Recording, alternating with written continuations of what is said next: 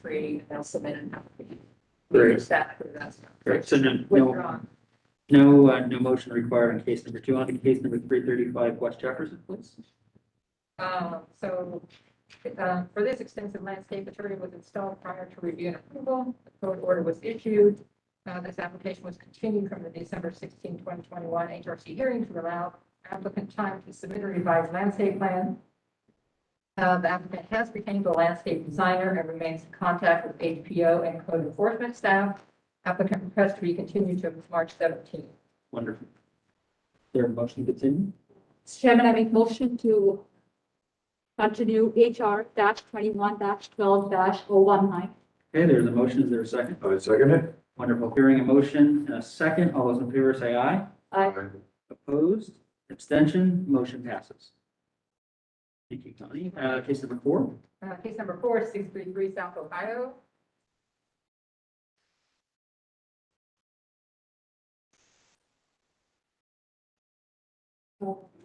Good evening, sir. If you could have a seat there and then raise your right hand, sir. Do you swear to tell the truth in your testimony before the commission this evening? Yes, Wonderful. And if you could state your full name and association with the property for record Malik Islam, and association with the property, sir? owner. Thank you, sir. Connie? Okay, this application was continued from the November 18, 2021 HRC agenda. It allows applicant time to submit section and elevation drawings to replace or modify the existing retaining wall and an alternative proposal for the existing window coverings. Materials regarding the retaining wall have been submitted. No new information has been submitted regarding the window lattice and flag pattern. Commissioner comments from November 18th include a retaining wall in this location should be no higher than and should look similar to the neighboring wall at 629 South Ohio Avenue. And a new wall should not include brick piers or fence and should not be painted. The submitted drawings are not consistent with the commissioner's comments. The proposed wall is not similar in appearance to the neighboring wall, which is rectangular rock face stone with a plain stone cap. The proposed wall is topped with a fence. But you just told me he submitted 2, but I don't remember if there was 2 different designs. Maybe we can. Sir, was this brief flag? There you go. Oh, One with and one without. from the top. So this is without, the second Yeah.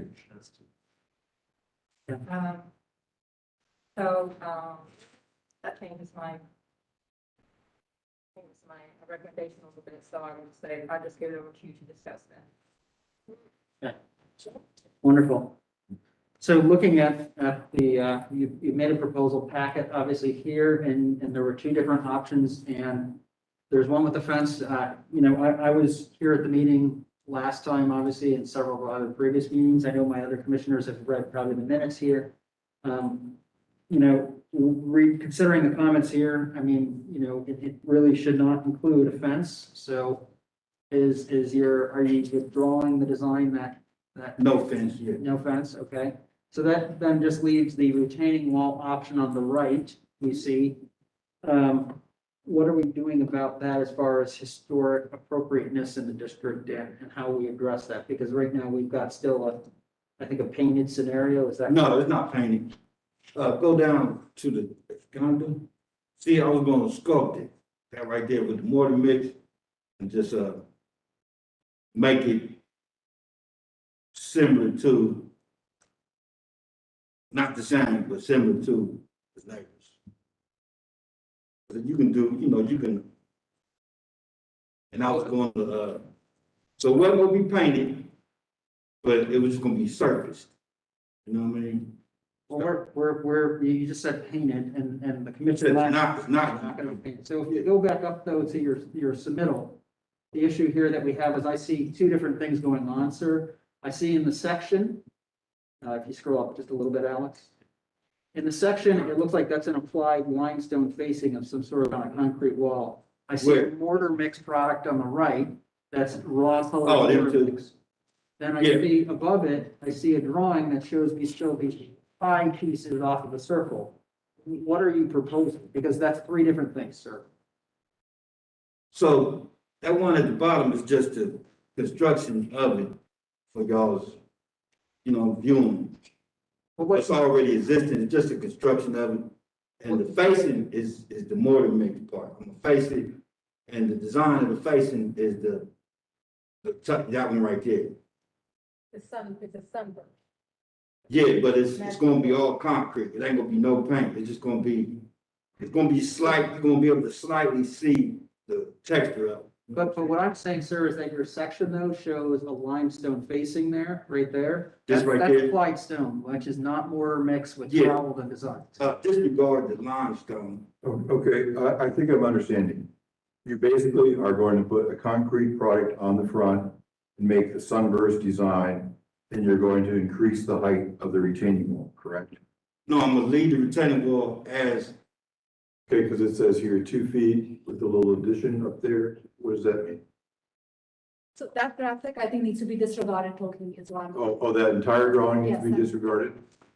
yeah, that was just for showing that this how I built, it, you know what I mean, with the, you know, Yeah, but what's that thing on top? Is that to be proposed or not? no, that's just the measurement, you know what I mean, going up. Oh, gotcha, okay. Okay, that's the dimensional line. Dimensional, yeah. I thought it was a box. Okay, so I think I understand this. You are proposing to do or put a stucco facing on it with a sunburst design, correct? Yes. Okay, I understand it. The areas I struggle with is that you've got inconsistent drawings. I don't know how this is monitored for compliance. It doesn't seem like a submittal to me, Connie, that at least a code compliance officer can at least say has been met with that. Because it's very confusing amongst the drawings here. And I think we need some additional clarity on that. Not to say that we came to an action that was acceptable to the commission, that as long as there's drawings to go with it that are acceptable, then that would be okay. I question still the appropriateness of the sunburst as a whole. Yeah. I just don't see the appropriateness of the design. I agree. If we vote on it today, I would have to, I could not support the sunburst design. I wasn't here last month, but I think we've made it very clear that the retaining wall must mimic or be identical to the one next door. And I don't see any sunburst on the one next door, so I'm not sure where that's coming from.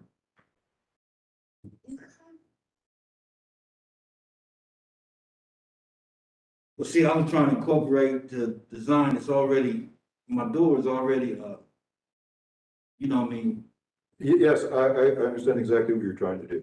You're trying to do you're trying to face it with stucco and to introduce a sunburst design, which has been rejected repeatedly.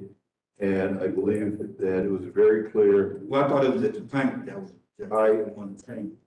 I remember from the meeting before last, very clearly, an agreement that it would be identical or very similar to the retaining wall next door. Okay, I can do that. I don't see that happening. Well, that's what I got it drew up as. Same height or close to it. But I brought in some pictures of the neighboring, my neighbors and how they're not identical nor Even same if they're, height. sir, even if they're not identical, we're okay with that, but they at least look like stone or use a masonry. Look like product that stone. Yeah, looks like I'm stone. gonna make it look like stone. That's the main objective. Right now, the issue is we don't have a packet before us that reflects that. And just to comment too, as far as the sunburst, as you remember, the reason that the commission really could not deny that the front door is because you were issued a permit. So if that had come to the commission, that. Yeah, I mean, that it door was- would- you know what I'm saying? I mean, I'm not really trying to go back on what's already. But it would have been approved, so there's no reason to match. it. Okay, It wouldn't have been okay. So can I just sculpt it? I mean, I showed you the product that I'm using to sculpt it. And I can do what y'all saying, cause to keep submitting stuff. As long as we gotta understand So what's when going you on. say sculpted though, what are you sculpting? Because so for Just like, example, just see that product right there. but when I see that photo, I see a trowel cleft and then I see a faux brick and then I see You know, I can do any one of those. That's why I just showed you that it's very versatile. You know what I'm saying? So I'm gonna mimic the neighbors, that's what y'all want, I'm gonna mimic the neighbors, so it's gonna mimic the neighbors. I'm close to, but it's, you know, it's gonna be mimic, you know what I mean, like a stamp, like the neighbors. So, Yeah, I was just showing you the process of what I was gonna use to do understood. I think I would have to see that though in the drawing to be very clear, so there's no misunderstandings in the future as to what you propose and what you do. I mean, we can give a pending approval if you want to follow up with just submitting something to Connie that shows or reflects that. it. So as long as I just, cause I'm trying to come in here just, well, I'm a doer, I'm not really good at this stuff right here, but I can show you better than I can tell you, you know what I'm saying? So I'm trying to show you that it can't be done with the product that I'm sharing with you guys. You know what I mean? So I'm trying to show you that it can be done, and I understand what you guys are saying, you want me to match it to the neighbors. So I'm trying to show you this is how I'm gonna do it, and I'm gonna get it done. So, good, Pat, this question. Could you begin the project and then have me come out and look at it? Sure. Understanding that I might say, this isn't what we're looking for. Sure. Yeah. Or you could sculpt something that's an example, I guess. Yeah, I would actually prefer that he sculpt a sample, which is typically done on jobs where a small sample wall is done. And it can be done on a piece of plywood. I mean, it doesn't, I don't think we need to require him to build a block wall sample. No, or if you can, you know, even if you took just a CMU and maybe did it and then just brought in the CMU to us to look at, we're concerned about the execution here and getting this right. And we want to Okay. make sure that it's very clear so that we don't have future problems here. Okay, so I can do that. I can actually do a sample on the actual wall itself. Well, that's what I'm a little concerned about, because I don't want you doing this, if you do the sample on the wall, and then I don't want to hear, well, you guys approved me doing that on the wall. No, I'm not gonna do the whole wall. Before I go, I'm gonna do a little piece of the wall and then take a picture of it, send it to Connie and see what she thinks about it. And then I guess she can give it to you guys. Additionally, too, if you found a material like a stone or a facing that you want to put on the wall too, that may be easier, because as you're sculpting the wall, you might find out that it's not gonna give you a stone-like look. You're amenable, and then all you have to do is bring us a sample. I just want to be in a scenario where if we're approving something, we know what we're getting, you get something, you know what you're doing, the code official gets something, they know what they're judging as well. Okay, that's why I submitted so many different, right now, I'm just brainstorming, I'm throwing stuff at y'all. I know what y'all want, and I'm showing you how, you know, I intend to do it. And, you know what I mean? I have a question for the commission. So would you accept that this material is the way it looks? Well, it dries up as a, Well, that's, you know, I can't answer that only from the one perspective, but a lot of the burner mixes have integral colors, and I've seen great variation in the product, so I really don't know what it looks like yet until he submits a very specific plan, and I'd still like you to take that one sketch up here that has the starburst right there on the right, and update that, and just hand draw in, you know, show us what you're gonna do. Make sure we got a picture of what's next door to your neighbor and say, this is what I'm gonna match or something. Because right now, this won't, we can't approve that with the starburst. Yeah, and I think one of the reasons we're asking to draw is on the same wall, you can have pattern that is this tiny, or you could have a pattern that's this big, right? And it just looks very different. So we need to understand the transition. Yeah, and the stone should be approximately like the neighboring wall. Would you guys be amenable maybe that he does a sample as first 4 feet of the wall and adjacent property? Connie says she would go out and look at it. Yeah. I mean, honestly, No more than 4 feet. I don't care what the size is, as long as it conveys enough of the quality. Yeah. Color being right. You may find that doing only 2 feet works, you may find that doing 4 feet works. What I would recommend you not do is do the entire wall. Yeah, I understand Right, no more than 4 feet. Because, that. Just to see how it's going. yeah, I don't want to end up with a situation where you've done it all and then you come back and say, well, you approved it. Stop. because we didn't. Right. Honestly, if you find that cutting a piece of cement board or plywood and then doing it in your home. But it's in order still, to it's kind of still mock might it look up. different than the Right. sample, you know what I'm Sure. saying? So even if I supply a sample, it might not look like it's gonna look. That's why if I do it on the wall, you actually see what it's gonna look like. Just know that again, it's a test scenario to try to get this approval. Yeah. Because I don't think we have any comfort in proceeding with approval. So any test case you're gonna do is still at your own risk rate. Yeah. And also in the meantime, also consider what kind of cap. Snap on it. How do you finish the top side? Finish the top. Yeah. I can finish it like that, like a sloped. So as you. But I just didn't want to do the exact same. I mean, it's not gonna be the exact same because I just. It doesn't have to be It the ain't gonna exact be thing, but, you know, Similar. there's at least language in the neighborhood for masonry walls and caps. You know, you can have some variation on it. It doesn't have to be the same joint size, the same module size. I mean, if you need to make your block size look smaller, we're okay with that. If you need to make the cap look Now, smaller, we're okay with now, that. when, so you want me to fill in them holes where the wood is at? Well, no, when you take that down, and Yeah. when you take down that brick that she's pointing at, That'll have to come so with. that it's no higher than where the retaining wall itself is. It's not to be any higher than, Connie, can you point to where we want it to be no higher than? Maybe one more block on top. Yeah, that'd be acceptable. No higher than your neighbors. Okay. I mean, if it's an inch higher, it won't fly.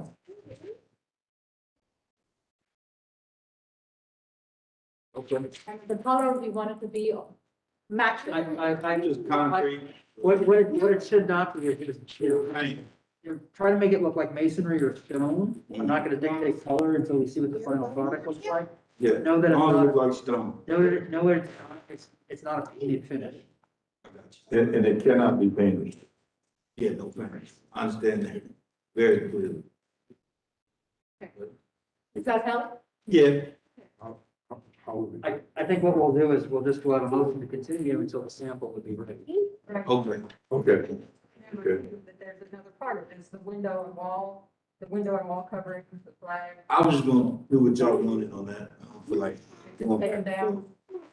I mean, I hate to take that flag down because when we was going through it, when America was going through all that Black Lives Matter and the police was and the, you know, I put that up to represent everybody, police, everybody.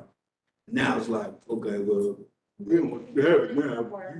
You did something that ain't nobody else did, but now you want me to rip it down. I want to still represent it. I don't want to, you know what I mean, come off of something that I put up and it was a prime time.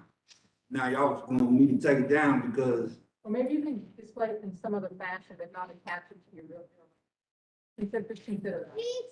I mean, I got it. Part, that's wood, you know what I'm saying? And what I was told previously was anything that's wood, you know what I mean? Y'all want, the commission wanted wood. But that's not, And the black wanted wood. that's not siding, sir. That's, you know, what we're talking about is putting back like for like on siding, on lap siding products, not applying just random wood in this case. And I understand that this, you know, you said it's an artistic expression. We need you to take this artistic expression now off of a historic property. Yeah, I think Bonnie has a good idea. You could probably consider displaying it elsewhere that is not attached to your building itself. Although you will have, if someone installs an ugly bar. Now, all I gotta do is just take it down, because the wood is still under there. I mean, taking it down. Right, take it down is the key thing. But if you want to put it up on two posts in the front yard, you would still have to submit that.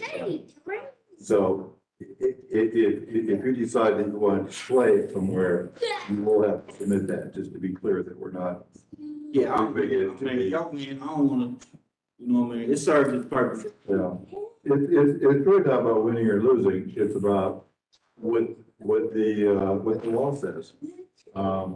It's not about what we like or don't like, it's about what the law says. Okay, so we're good with that.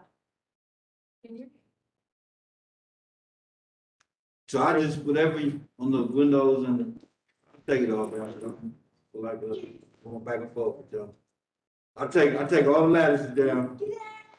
All the ladders, I'll take them down. Ain't nothing but. I mean, and honestly, the quicker you can remove those, the quicker those things just go off this agenda. We'll just go away. Yeah, I can check it in. Okay, No problem. Should I make a motion? I think it's the motion to continue. Continue contingent upon that we're gonna get some bills. Yes.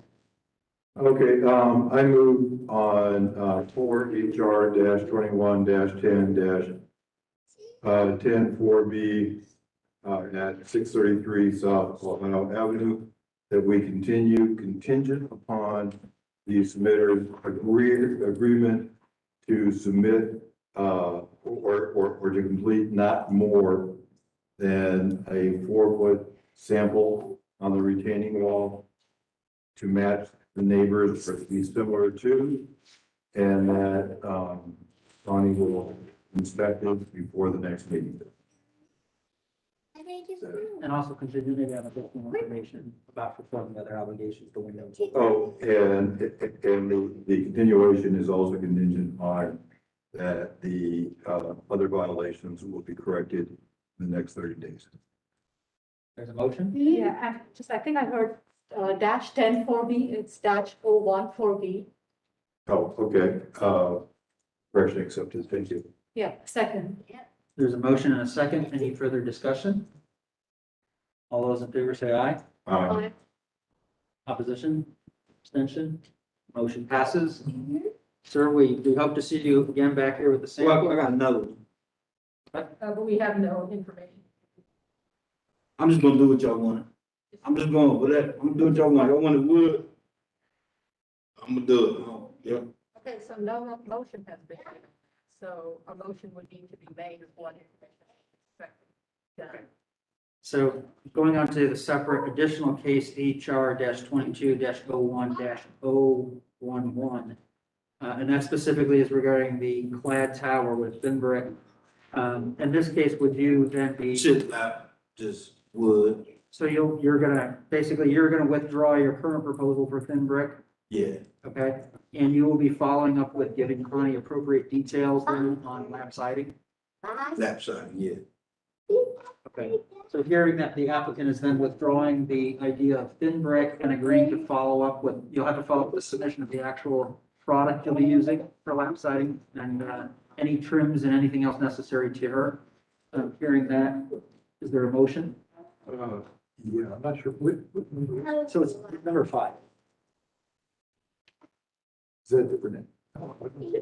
It's part of the agenda. It's because it broke out. Okay, Okay, so I make a motion to through HR 2201-011. The applicant has agreed to not apply thin brick anymore. And so we're removing that from the table. And they will work with Connie to supply appropriate details to make sure that it's lap-sided. Wood lap-sided. Wood. Thanks. And again, any certificate of appropriateness will be contingent upon your follow-up with Connie at this point. So, okay, so there's a motion. Is there a second? I will second. Okay, Now, on the wood lap, I've been seeing in the neighborhood, you know, I wanted to be on that balcony. I was going polyurethane with staining. I don't want to paint it blue. I want it to stand, I want it to be a feature, you know what I mean? Because that's what it is, it's a feature. So I just want to put the wood up and it's still painted. I mean, I it's still, think Connie would end up having to, after she receives your packet, she would probably have to verify that the shipped lap actually matches the same dimension that you have existing on the house already. Mhm. That will be key, that the lap siding looks continuous. Yeah. And then you will have to work on paint colors with her. I don't sense that the commission would approve a clear finish to wood siding. I would not be able to support that. Historically, if the house is painted, the whole house is painted. I can't think of a single.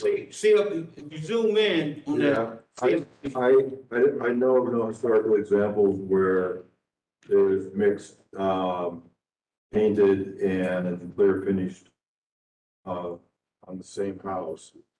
It's not a typical historical detail, so I could not support that. Okay, I just printed off. Yeah,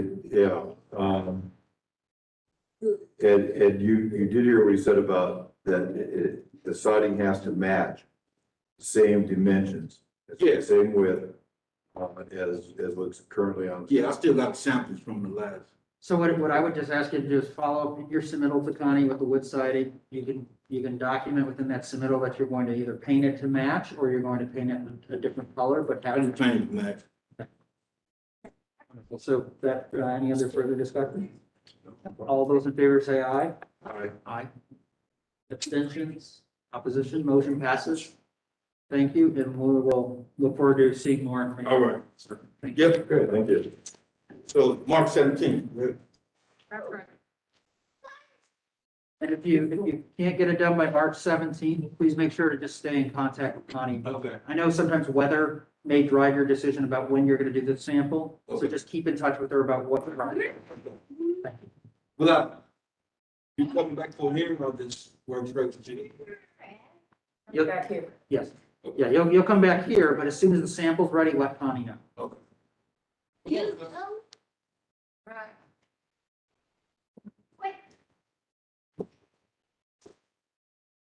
Case number 6, HR 22-01-014, 73 East Frambies. Okay, this is for the jet that was installed prior to review and approval.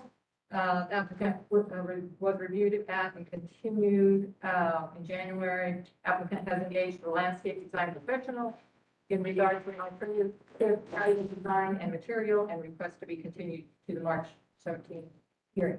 Wonderful. We make a motion to. All right, so Mr. Chairman, I make a motion to continue HR 22-01-014. And second? Wonderful. Hearing a motion in a second. Any further discussion? All those in favor say aye. Aye. Opposed? Abstention? Motion passes. Thank you. Connie, case number 7, it looks like it was withdrawn. Yes, it's basically withdrawn. Okay, so no further action on case number 7. I mean, you could table it, but I'd like to say it's withdrawn. Okay, for record, then we'll just leave it as withdrawn at this point. Moving on to case number 8, 686 South Ohio Avenue. He was gonna be here. His car broke down, had to be towed, so he can't be here. So he asked if if the commission would act on it in his absence, and I said I thought that would be fine. So there's two parts of this, as you might remember. It's 2201-017A was continued in January. The remaining issues, which I am working with them to staff approve, front and rear porch stoops, new windows, new doors, exterior painting, exterior house light fixtures, remove the staff approval, pending submission of all required materials. I don't quite have all that yet. Revised drawings have been submitted. There are 3 things actually. Addition of a new window opening on the rear elevation has been eliminated. So that leaves infill of a section of the exterior brick wall on the south elevation beneath a paired window opening. Infill to be removable wood panels to retain the original full-size window opening for submit drawings. The other thing was to install new recessed panel and trim board on the facade Oriel window for the submitted drawing. So we have revised drawing for that. I forgot to have you make a motion to approve the draws last time. So we need to, that's part of this application. All of the materials for that, the 2 doors and everything are appropriate. Can the garage be moved to a staff approval? Yeah, do you want to do that separate, as a separate motion? As far as I'm concerned, you could just make a motion to approve everything if you feel Okay. comfortable with that. Scroll back to that window infill. It was a little confusing when I was reviewing the packet.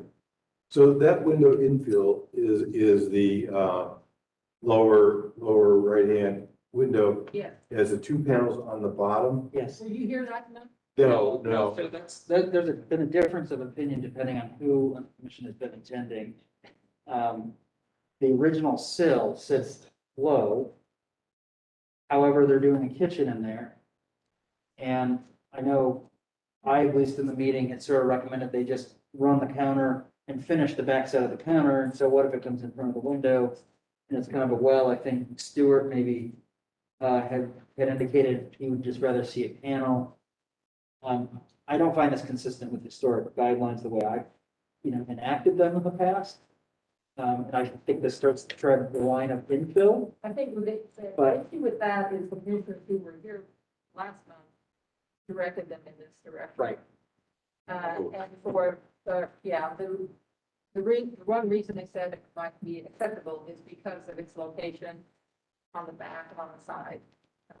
Because you're right, it's not consistent with what you've done.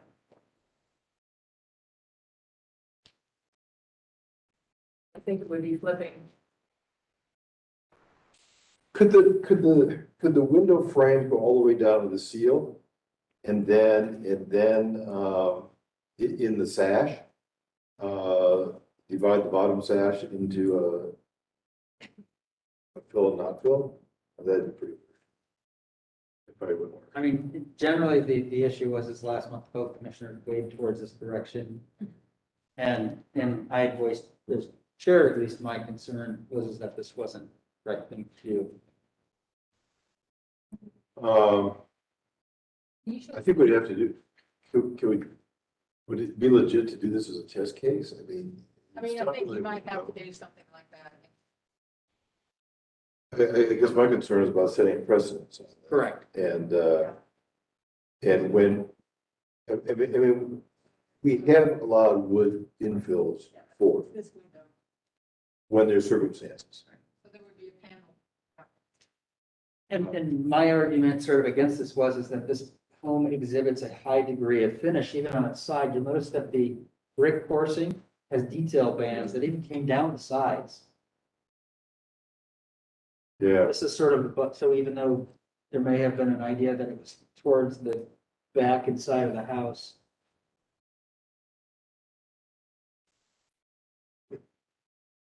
It's difficult if he's been directed that way.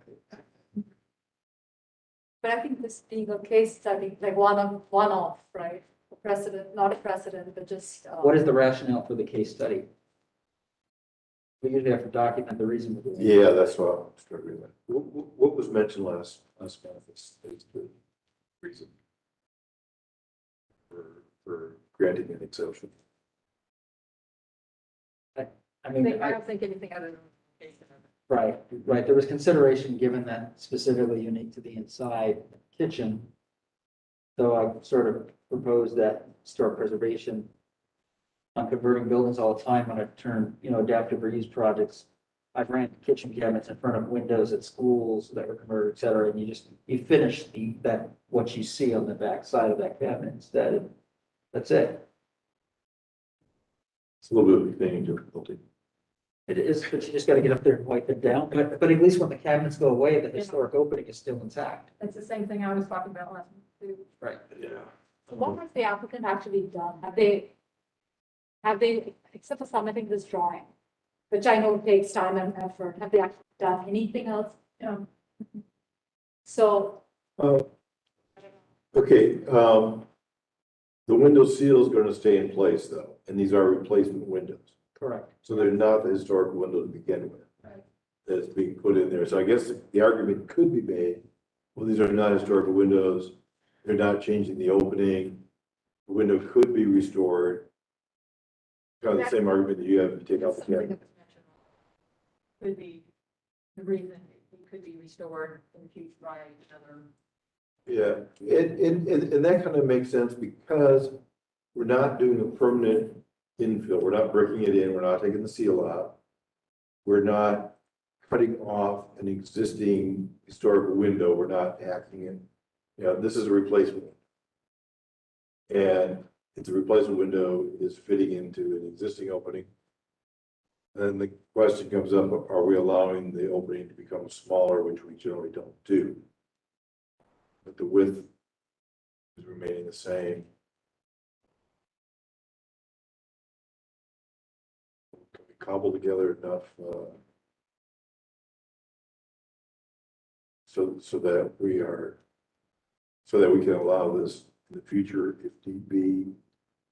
Yet have it narrow enough that it's only very select circumstances. Go back to it. Not visible from any right of way.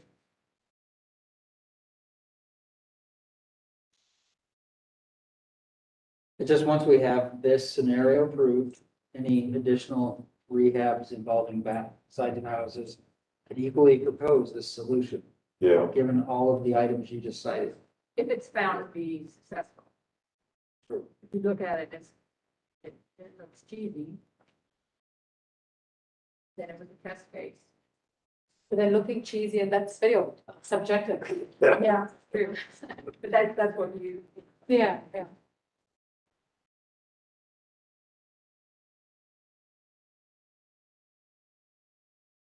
it'd almost be better as a single pan. Audit pan, because then it at least reads as an infill. Did they already submit their windows to you? No, the only one that they did was that front window to show what they were gonna, the curvy thing. So I don't have the full.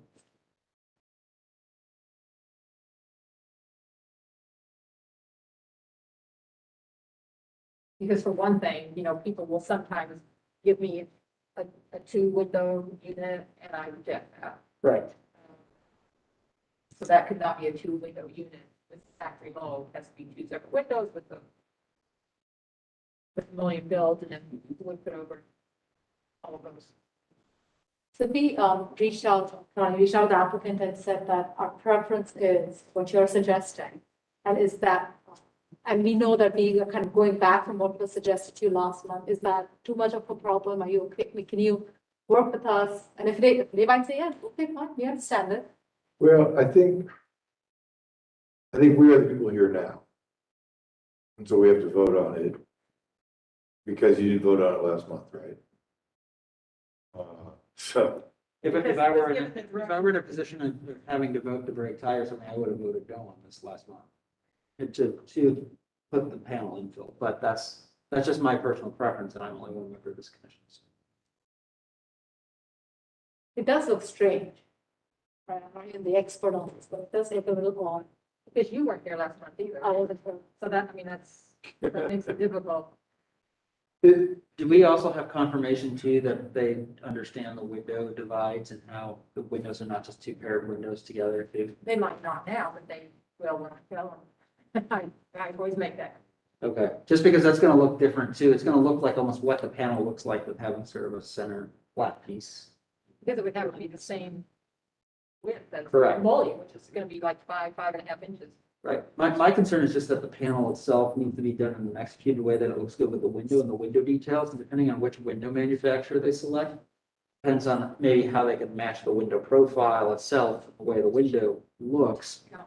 I think is the most important thing, if this is gonna be pulled off with any degree of success.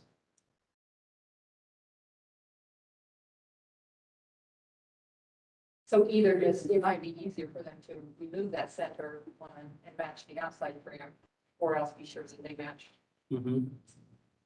What's gonna be not the window actually, but the Right. wood trim. Right, they may be finding it easier when they fabricate the window to Yeah. frame this whole thing as part of the window production process. yeah. And we'll, Can we approve this based on coordinating final details with the window production shop drawings that are yet to come? Yeah. As a test case Yeah, specifically? yeah. Just because I think the success of this detail is going to be completely dependent upon the windows. Yeah, you want me to try and do this as a motion? Sure.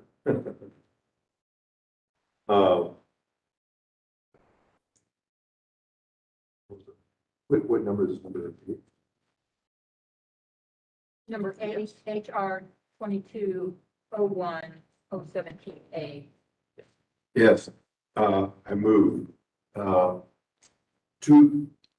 to approve as a test case because it is in the visual side of the building because these are replacement windows, and that there is no change, there's no permanent change in the window opening. Therefore, a correct size window could be restored at a later date. Approval is based upon staff approval of the shop drawing details of the proposed window itself. Including that the dimensions could potentially match, or it must match between the window and the profile panel. Correct? Yes. Okay, I second. Any further discussion? Connie, do you require any additional clarification on that? Good. Okay. Wonderful. Hearing a motion. And additionally, this motion would include approval of the garage as presented. Yes, and also approval of garage. Agreed, yeah, second. Okay, wonderful. Oh, one more thing, and also if you want to talk about and look at the infill panel below the Oriole window on the front. Yes. That is in line with what we are thinking, though I think it needs probably to take into consideration just a little bit more detail other than being a flat panel scenario. With the front photo. Is there any additional, like it's literally not just a one by on top of a panel, is it? I think so, yeah.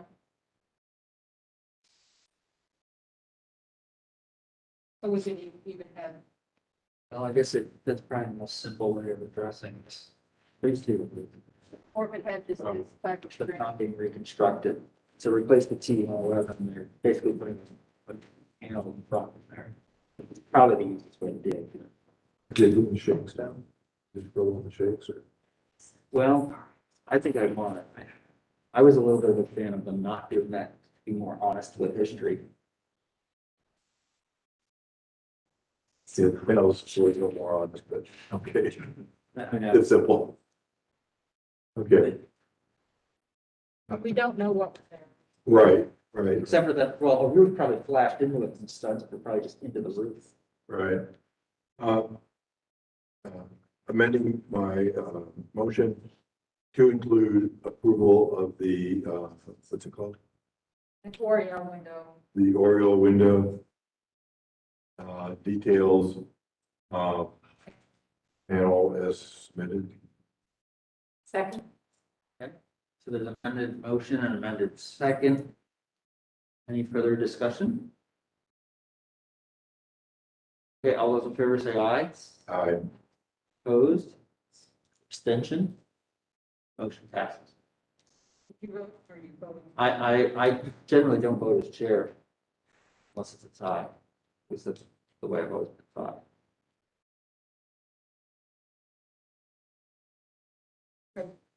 Like I'm putting you down as voting. Yeah, our bylaws do allow you to, even when it's not. In favor on this. So are you not voting on this one? Have you not been voting on the others? Generally, if I'm opposed on it, I'm going to say I'm Because it's with the mask on, I guess. true.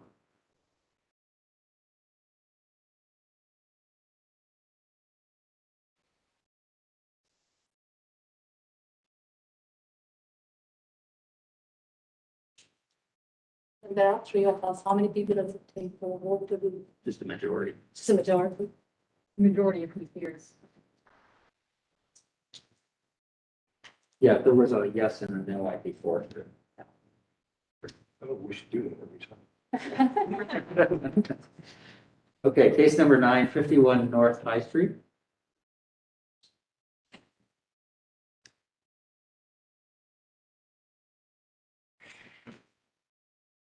Good evening, sir. If you could raise your right hand. You swear to tell your truth, tell the truth in your testimony before the commission this evening? My truth, yes. You can state your name and affiliation with the property for record. Sure, Don DeVere, and I'm representing the property owners at the respective corners of Gay and High. Wonderful, thank you, sir. Yeah. Fine. So this is to install a permanent public art sculpture called Current. suspended above the intersections of Gay and High Street. The commission will make a recommendation regarding the proposed architect's project to be located within the public right of way and review all exterior work to the Columbus Register listed building at 51 North High Street. The project will also undergo recommendation and review by the Downtown Commission and approval by the Art Commission. Public art project was conceptually reviewed at the January 20th HRC hearing. The primary concern voiced by commissioners was in regard to any penetrations and or effect on historic fabric. Letters of approval by the property owners have been submitted, which was requested.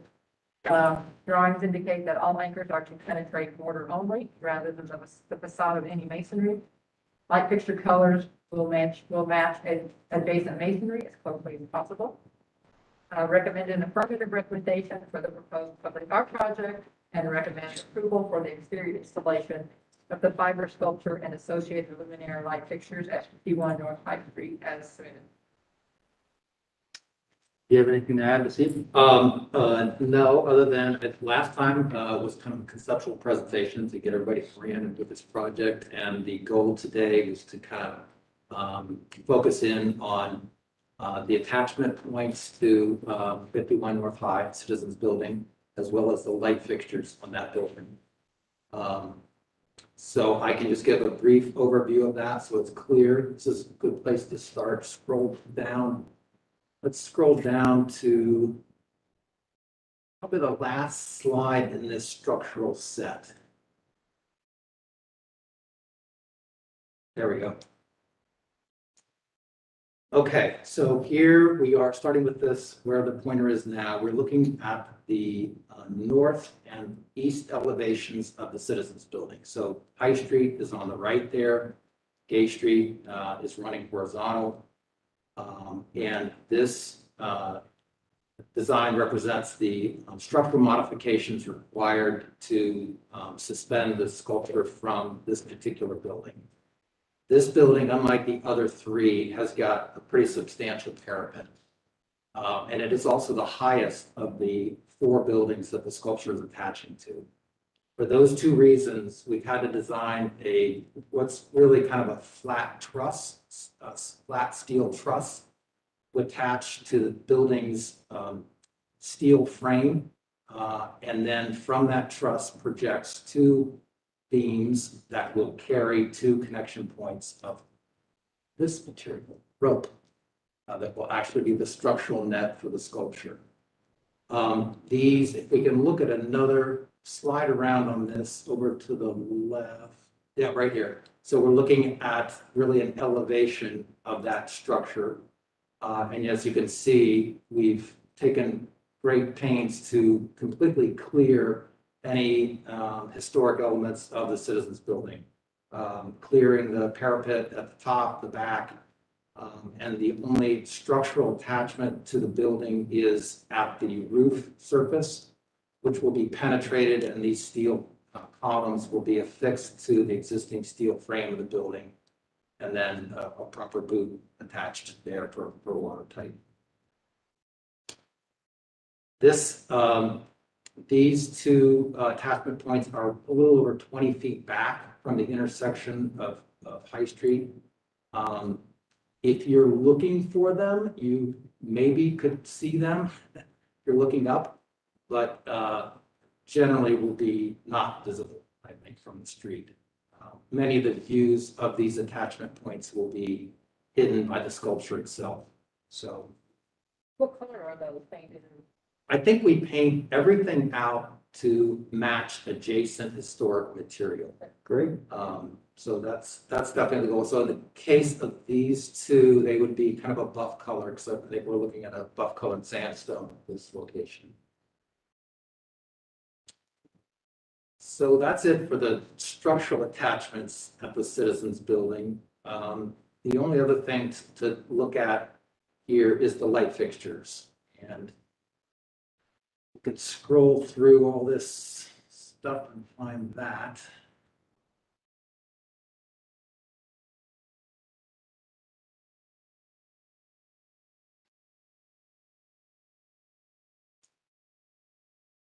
Yeah, here we go.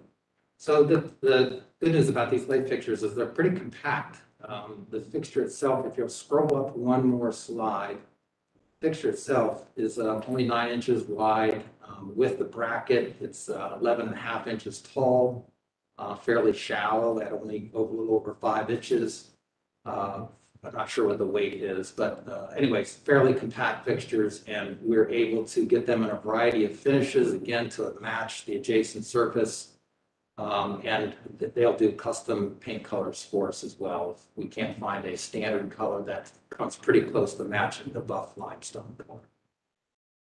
We scroll down on this, we'll look at where, this is a detail of the attachments. We've studied the Citizens Building pretty carefully and have been able to determine locations where these fixtures will do their job of illuminating this sculpture the way it needs to be illuminated, and yet be affixed strictly to border joints without doing any damage to the limestone skin.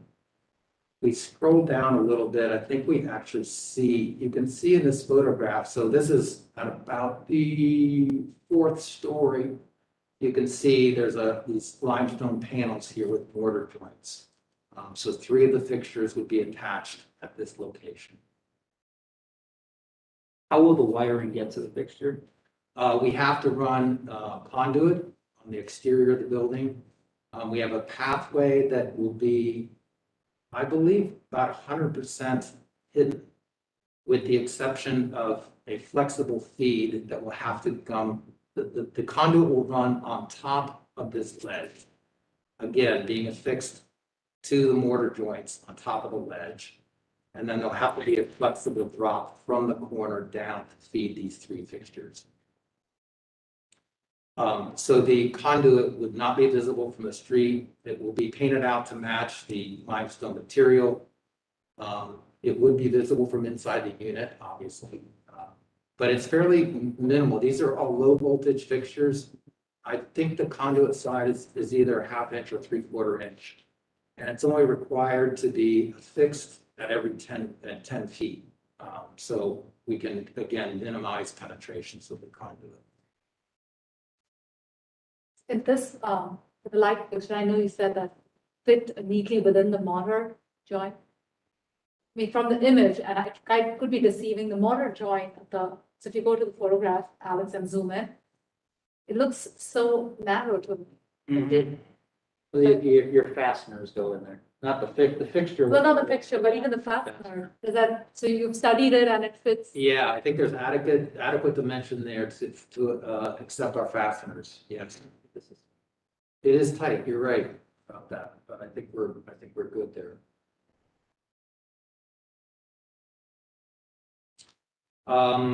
If there are no questions about those fixtures, there is one lower fixture, and I think, let's look at this photograph. I think that the depiction of that location of that lower fixture went missing. So stay right here. This is perfect. You see the storefront with the Brioso signs on it.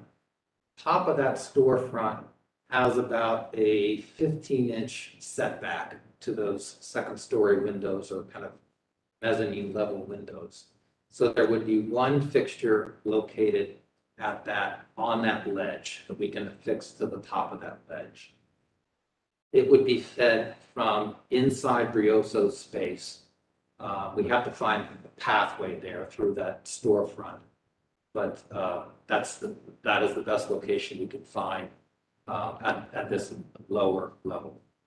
Would you be okay with any approval contingent upon just getting a follow-up dot on a drawing of where that's going to go? Absolutely. We have the drawing, actually. I think I failed to properly give it to Connie, so absolutely, get that to you tomorrow.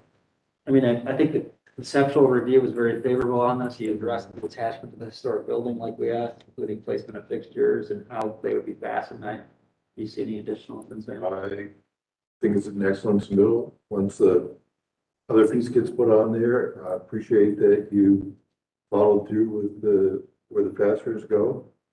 It's going to be an interesting piece for the city. Yes, indeed. I'm a fan of the artist. I love the work.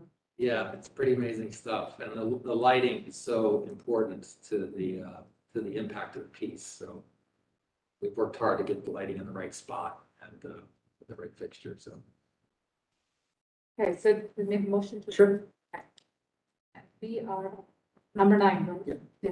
I make a motion to approve HR 22-02-006. Pending that we will get the, not pending this, the one, Just pending follow. this, yeah, pending follow-up image to show exactly the location on the light. Yep. And I will second that. Wonderful. Motion and a second. Any further discussion? All those in favor say aye. Aye. Opposed, abstention, motion passes. Thank you all Sir. very much. Yeah. Case number 10-1251 Bryden Road.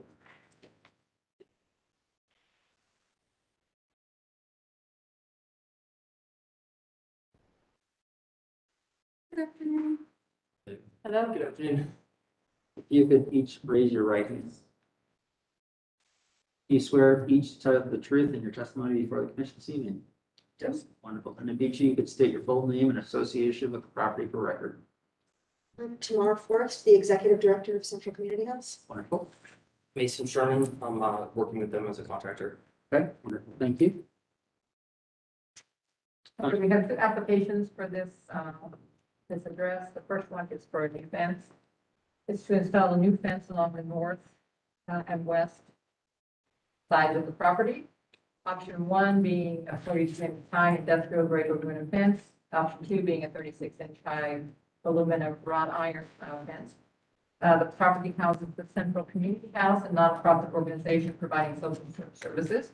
The proposed new fence would extend along the public sidewalk on Wilson Avenue from the front yard service sidewalk, then north to the public sidewalk on Brighton Road, then along the public sidewalk on Brighton Road, east to the sidewalk between the property and Bonza Park, and then south approximately 24 feet along the sidewalk between the property and Bonza Park, which basically is that it's along Brighton Road. Can you go back to the aerial, Alice? Proposed height and design of the fence, 36-inch high wrought iron fence are consistent with other historic and non-historic fencing in the district. Recommend approval of option 2, the 36-inch high aluminum wrought iron style fence has submitted. Which is consistent with the guidelines, right, provided here. Anything you'd like to add additionally on your application?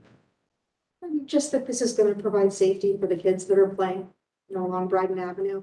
And that it was really important for us to also make this consistent with the fence next door at the Quonset playground, and that we utilize that. And do we have a picture of the fence at the Quonset playground? Yeah, It's easy to find. Yeah, Google it's it. the higher, it's the higher, fence, but it would be appropriate for along Brighton Road or along the front. What I did was I kind of looked up and down the street and I had to look at certain ones and kind of match them. And acknowledging that this is not steel, it's aluminum.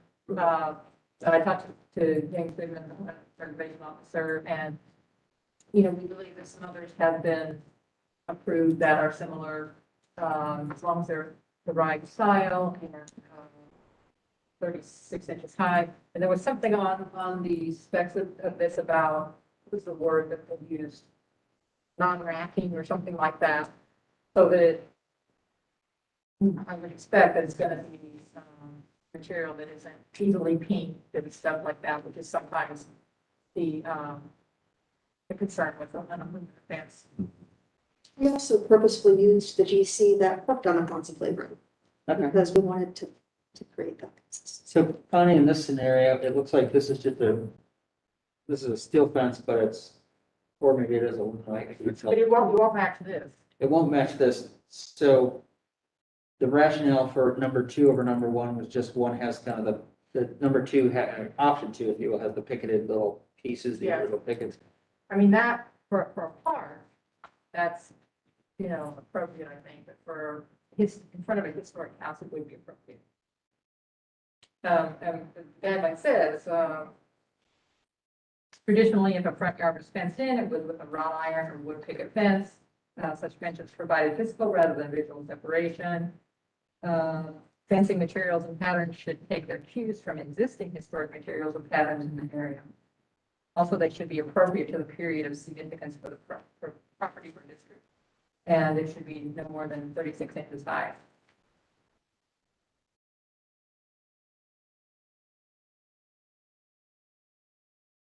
And if you're okay with option two? The 36, yeah. From the- Make motion. Right, I make a motion to approve HR 22, option 2, 26 inch high for HR 2202-007. I second that. Hearing a motion and a second, any further discussion? All those in favor say aye. Aye. Opposed? Abstention? Motion passes. Thank you. And the second application is for removing the existing slate on the main roof, installing JF slate line, shingles, new 6-inch textile gutters, repair soffit siding, floorboards and trim, and paint exterior white. The slate assessment provided by Durable Slate recommends replacement of 20 slates all over the roof, including dormer cheeks. Replacement of rusted flashing and valleys on the dormers and main roof are noted as the more significant and costlier repairs needed. Durable Slate has identified the existing roof as Virginia Buckingham slate, which is a higher quality slate that is exceptionally durable with as much as 300-year useful life, which may be expected, but that's longer than a slate. The slate roof is a defining historic characteristics of the house that should be retained as long as the condition is repairable. Recommend approval of new gutters, repair wood elements on the house like relic and exterior painting. Upon review with the applicant, recommend that the existing slate roof be repaired and maintained, or that the request for removal of the slate be denied.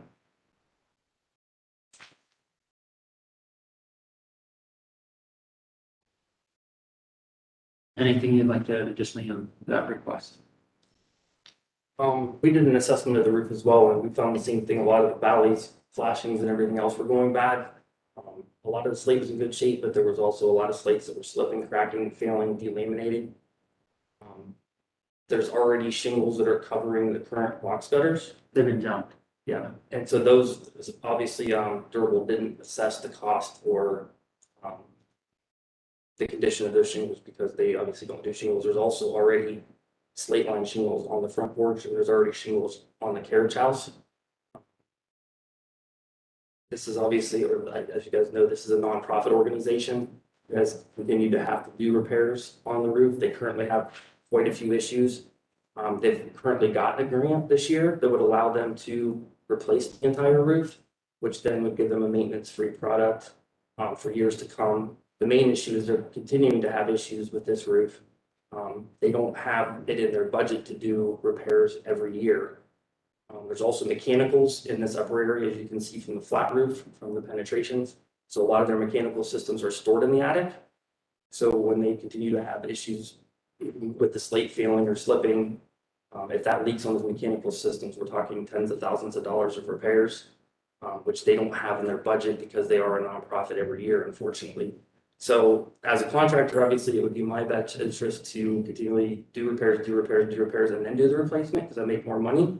But to try to help them out from an ethical standpoint, for me, if they replace the roof and they don't have to worry about the mechanicals failing, all the money they put towards the repairs now, because if we do the repairs, fix everything else on the roof, it's actually more expensive than putting slate line shingles on it.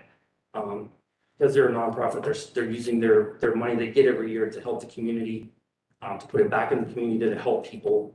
So from my standpoint, those funds are better spent helping people in the community than trying to maintain a roof that is obviously having many issues and is going to eventually have to be replaced anyway. Well, the caveat is they must be spent, they're restricted that way as well. I say that.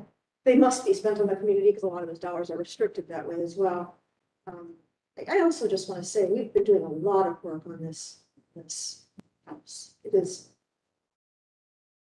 shown a lot of improvement. I'm proud of us. I'm proud as a nonprofit that we've been able to invest, almost $500,000 in this house, and I think we're very good neighbors.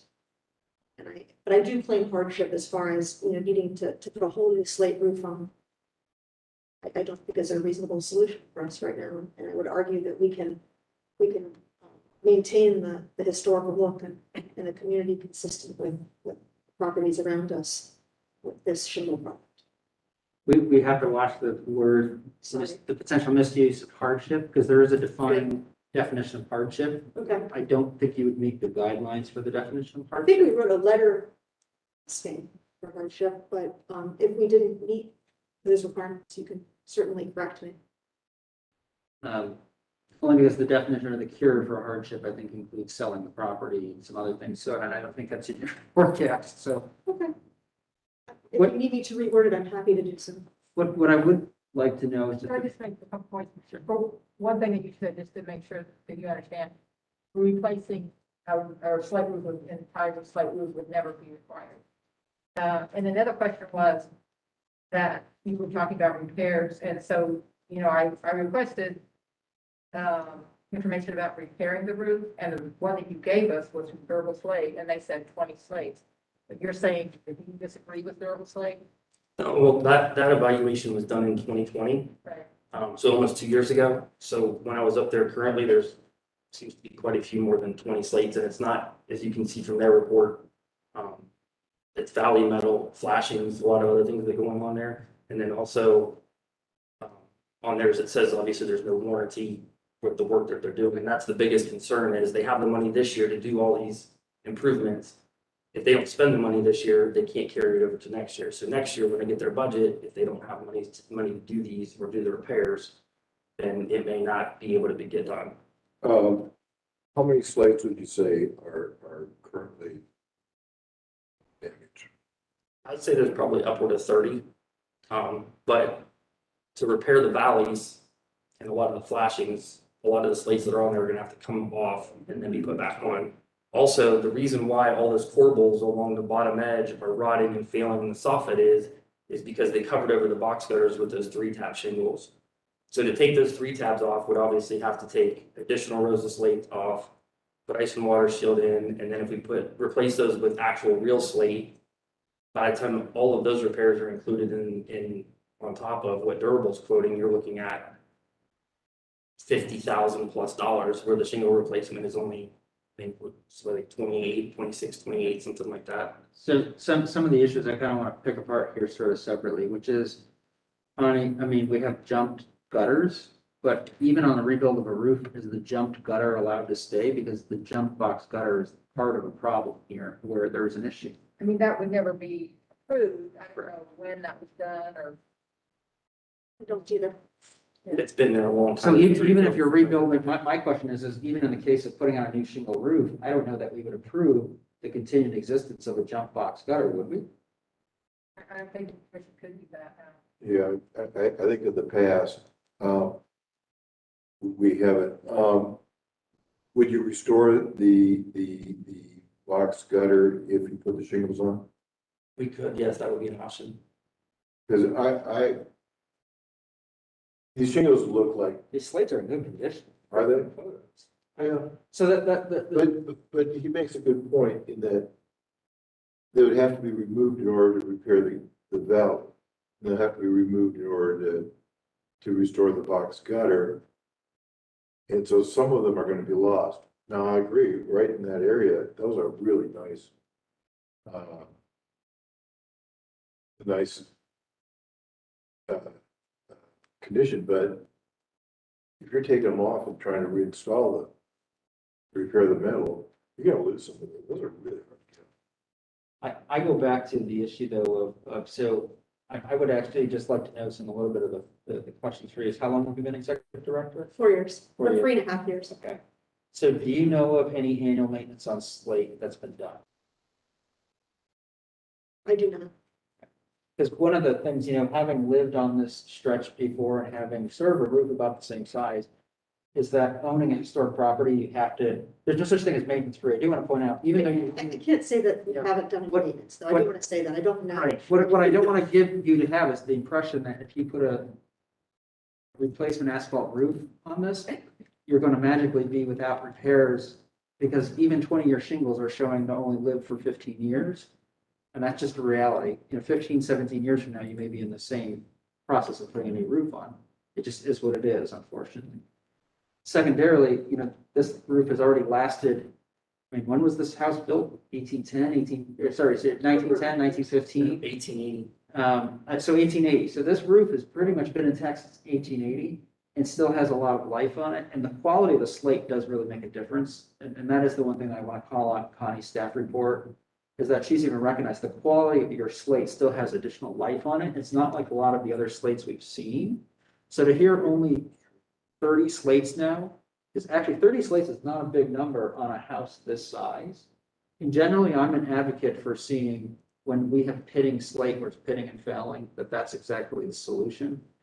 But we are seeing sort of loss of original slate roofs at a rapid rate by just the number of people that outside of these districts are just replacing wholesale, because they don't really get into maintaining until they're too late. Instead of setting aside an annual budget of having somebody check on the 10 slates that you might need in a year, because you may find that 20 years of dealing with 10 slates may be cheaper than re-roofing an entire house every 15 to 17 years.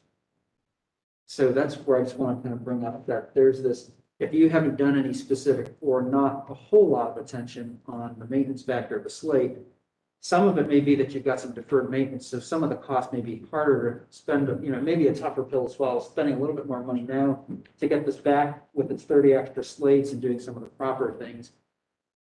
I just want to make sure that the commission, understands we're probably losing a pretty high quality roof here. That does have additional life left in it.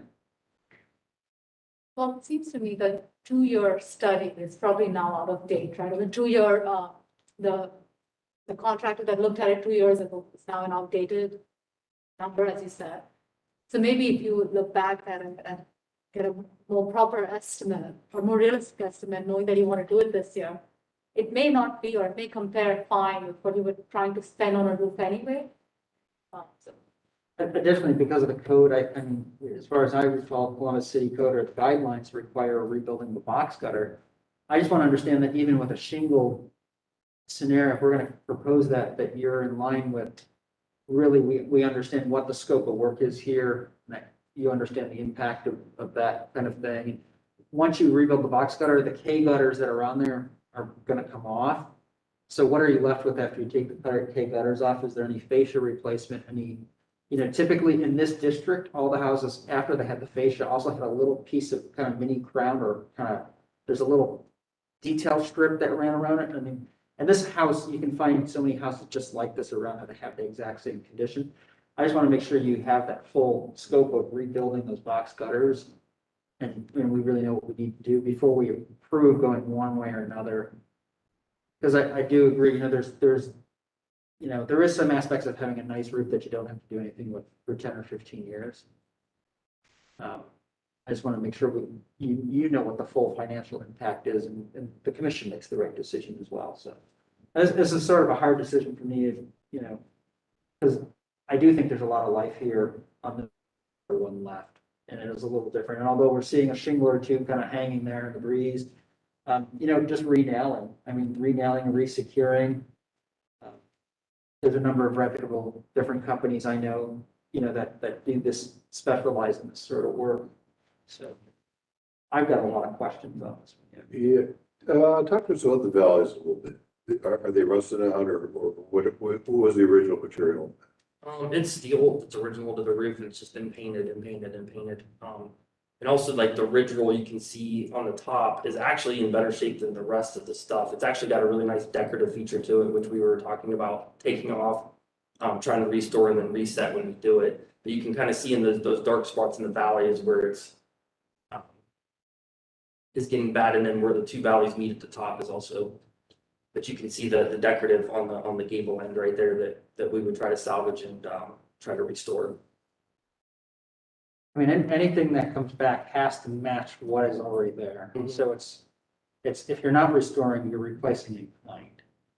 Yeah, so we were planning on doing red valley metal and red ridge rolls, but then the decorative features that are hard to reproduce that you'd have to wouldn't be able to get reproduced easily. We were talking about restoring because they're in better shape than a lot of the other metal on the roof. I just look at like the aerial photo, he was just behind like the chimney that there's, that flashing, some of these tinners red flashing areas behind the chimneys, they look really Yeah. better those condition have I've been seen in a redone. lot of other houses where we get the request to. I think there are two different types of slate here too. I may be speaking in a different place, but they're not all 100 years old. They're not all that old because some of them have been replaced. Yeah.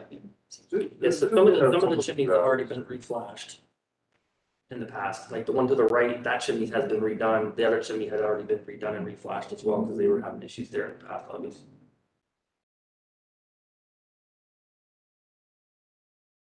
I mean, I would love additional documentation on the valleys that may be corroded or have pitting, or actually, additional photos that prove the documentation of that, so that, when we look at this and we say, okay, you have to go 3 feet or 6 feet in every direction, what is that then left with if you're taking that much off?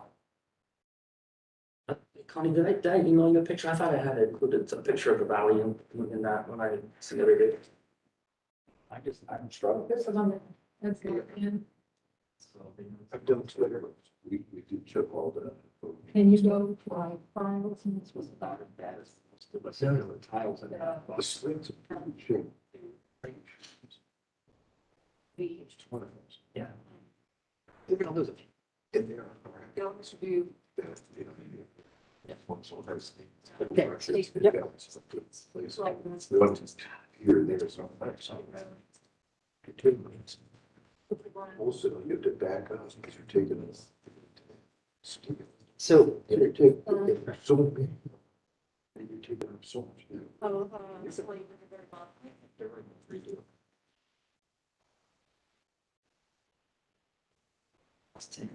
that was it? They don't really give up though. This is 25%. Here's some pictures. Very. Got so many people sending next to the.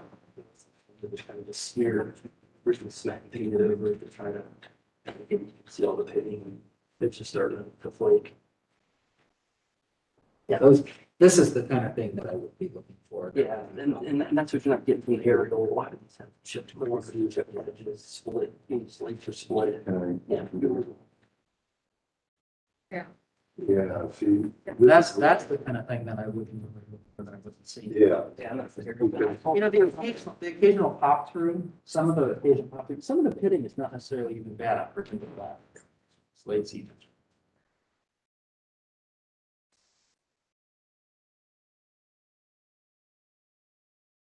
Yeah.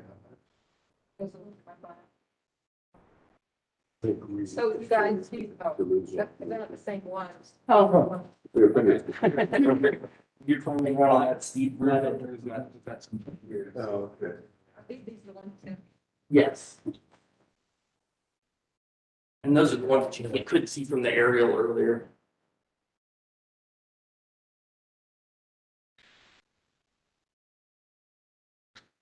There wasn't so many valves.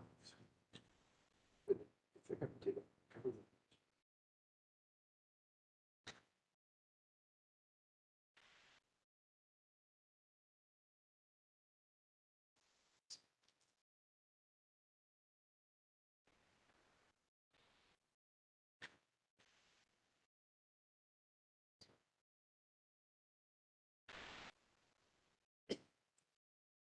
Slip. Yes, I'm. So. That lighter gray. Those are the ones. Yes. Well, they probably did that when they jumped the box gutters. Oh, I guess it's there was some app repairs done. And even the pipe vent flashing, that's a new boot. I mean, somebody did some respectable work around this. The chimney flashing was great. Or should have. Yeah, that chimney was one of the ones that has been reflashed. So it's not, actually, this is a good photo. So tell me in this case scenario, we're moving forward and you're replacing this and the original, there's gonna be a rebuilt box gutter and you have to think about how this new box gutter comes together. What's happening right here? That's an EPDM flat roof right there. So that would be replaced also. And then that box gutter would continue around that octagonal edge. And then we would put a new custom drip edge on, and then we're obviously doing a lot of the trim restoration. So when those K-style gutters would come off, you'd then be able to see the crown board that's hidden up, the fascia board. We're trying to rebuild the corbels underneath. We're really trying to make it look, do a historic restoration on the woodwork, but with the budget concerns, do we put the money into the roof or do we put the money into the woodwork and the paint?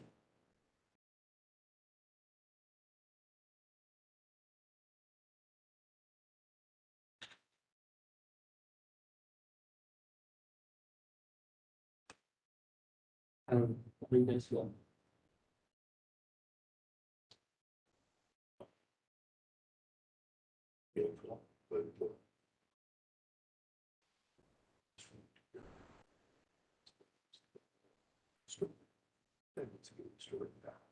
Yeah.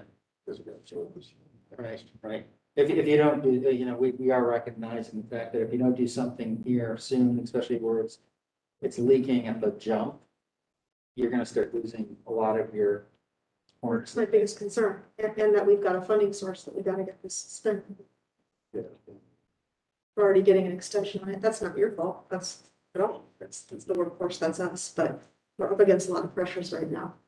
And so all of the like for like where you're missing the brackets, those will just be all milled and reproduced. Yeah, those I have a wood shop, so we recreate all that stuff. And there's probably like, I don't know how quickly you could produce a sketch of the fascia, the box gutter configuration.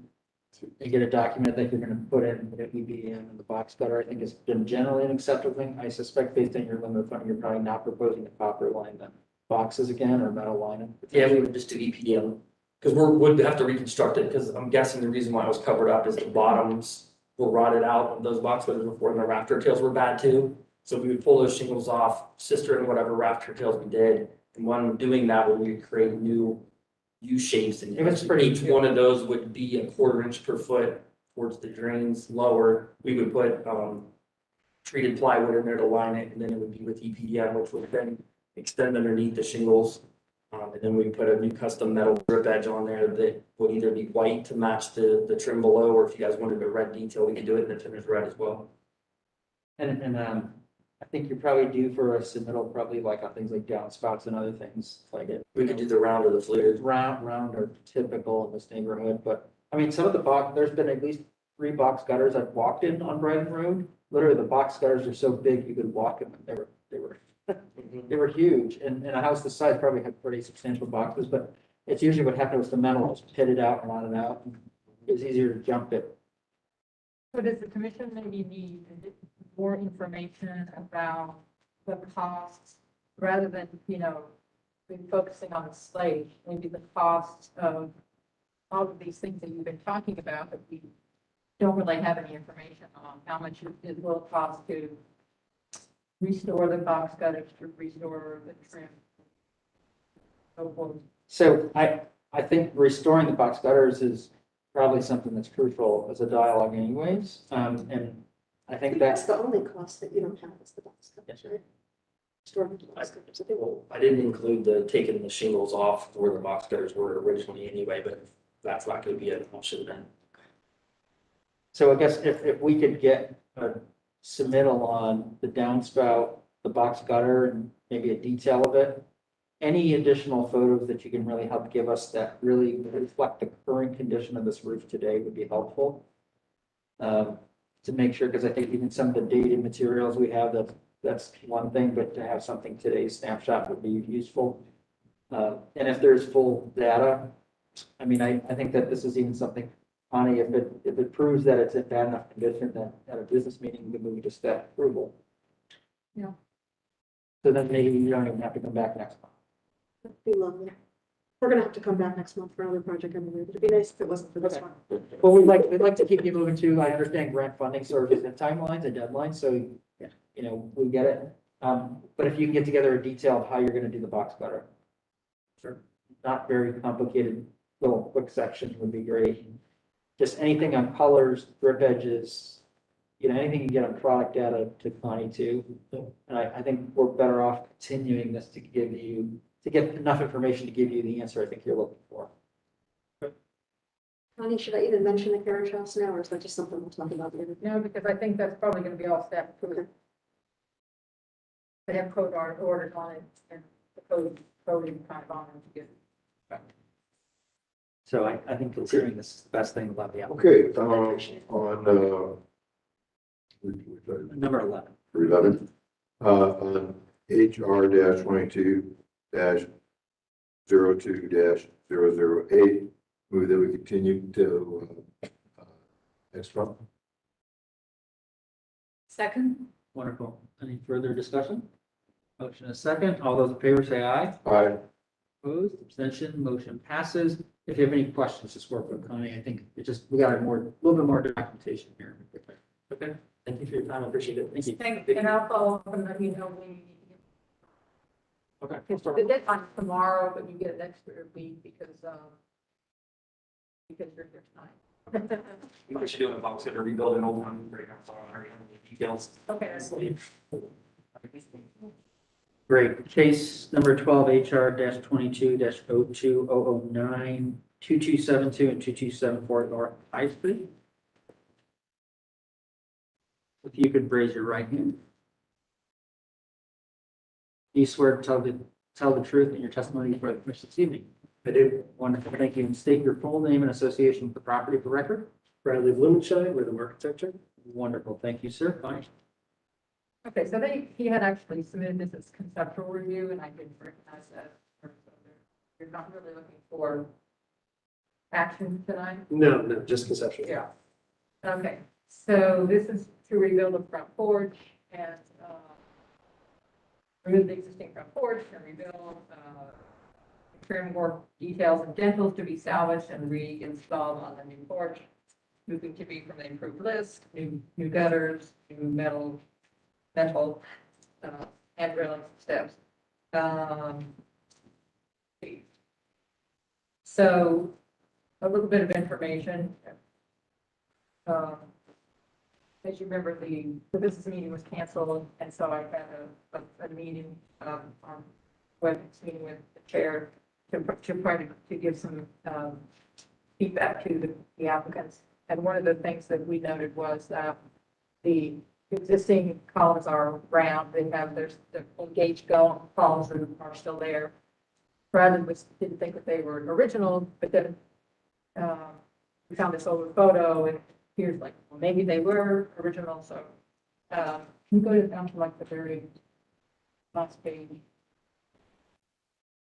So this is sort of a 1960s MLS real estate photo. And so it's on the right there.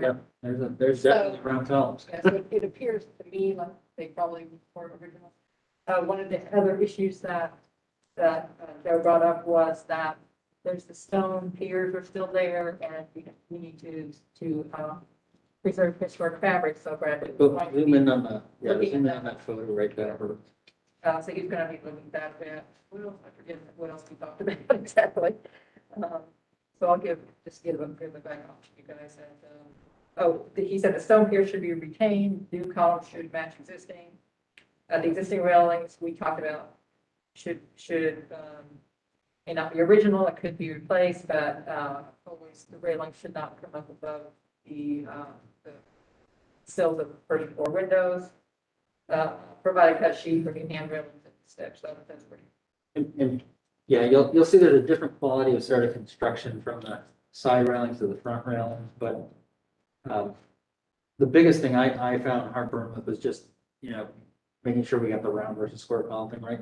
But it's these stone piers, and I understand that you might not be able to rebuild this porch bearing on stone piers potentially, but what can you do to even still get that look on the outside? So I don't know what that solution is, but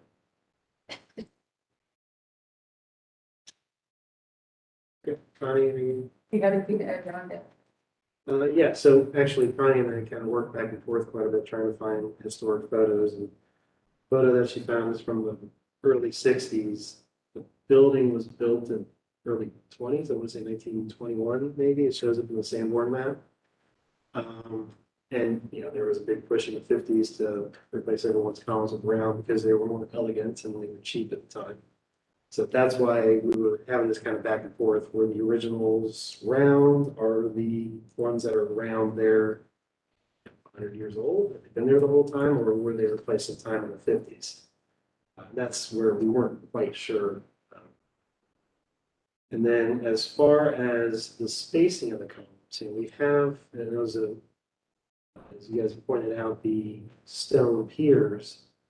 The fact that there are 5 stone piers, does that mean that there were potentially 5 original columns? Because the roof is in pretty bad shape, it's sagging quite a bit, it's spanning that distance to the center column. I'm wondering if they originally had 5 and cut it down to 3 to save costs or something like that. So should our proposal include 5 columns? Or should it be the 3 or the 4 that we represented? A lot of questions. And if there were 5 columns, then they don't necessarily line up with the dental work that they have up there. So was that modified when they took those columns out and they respaced them? I mean, there's a lot of questions that I wish we had more photographs to kind of go from. Right, yeah. Yeah. So if we do assume that there were 5 columns, do we redistribute those dental pieces to align with those 5 columns? Or do we keep the spacing as is? And that's why I wanted to go for a conceptual review, because there's a lot of questions in the air as to how to appropriately do this. And one thing I did want to add, after I had submitted, I was talking to the owner, and for next month's submission, we do want to replace the windows on this facade. And those windows will be from the approved list. We've used the gel and sightline before, and it's price comparable to be able to do that. But there's a lot of detail in the top windows with how those sashes are broken up. So we're going to have to do some research to see how we can match those details.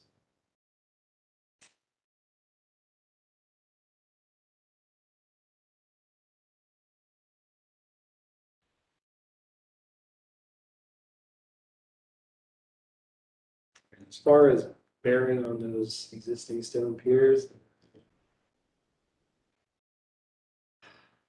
If you were to do CMU piers below there and then just get a stone facing to mimic that work. I mean, yeah, that'd be, Or even cutting the historic material down to a 4-inch spacing, use it like a truly forward mortar veneer. I mean, you could do that, right? well, that field stone, I think once we start to tear into it, it's just gonna.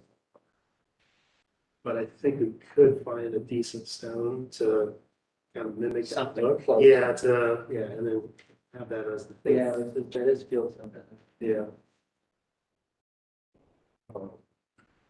The little soffit brackets up there, I don't like the spacing of them. Really related very much to the columns. If you look at the ones up on the windows, they don't line, they're just spaced. Yeah, they're just they figured out some formula and They're, tacked yeah, them on. they're evenly spaced across. I mean, the center one lines up as it's the center one. But I would tend to think there was only 3. But we don't have evidence, so if you need 5, go along with that thing as well. The fact wouldn't look bad either.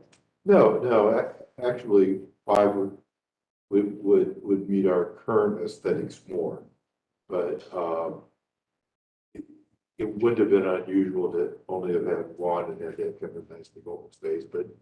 But because we can't really know for sure, it wouldn't object to putting in 5, especially when you look at the upper part there. It looks like it's sagging a little bit. Are they round or are they square? We have a photo from the 60s showing round. I'm contending, or I'm going along with that they were round, because if you look at, zoom in there where they touch the buildings.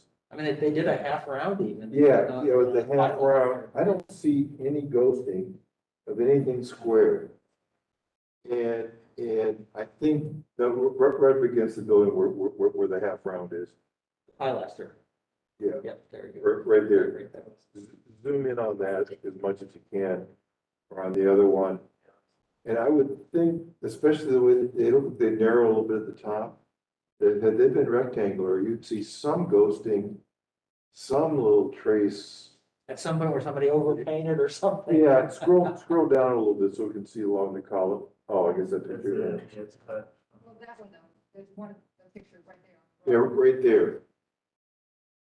Bring that and see if there's any trace at all anywhere along there.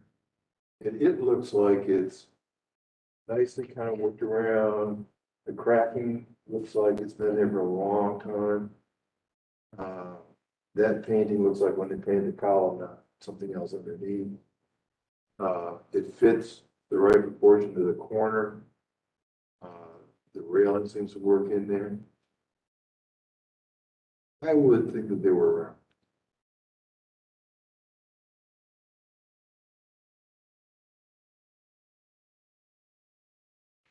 Can we allow wood columns as a resident? We have, Yes, I think we have done that in the past. as long as they. but Yeah. Yeah, getting good wood columns now is a problem because of the lumber rot, especially at the base. right. I mean, it's been really bad lately on replacement wood columns. I've used resin columns, and once they're painted, a really good quality resin, that's thick. That when you walk up to it, you can knock it. People can't tell them from wood. I put them side by side and had people, Not shiny plastic. no, like a resin cast that you paint. They're paintable.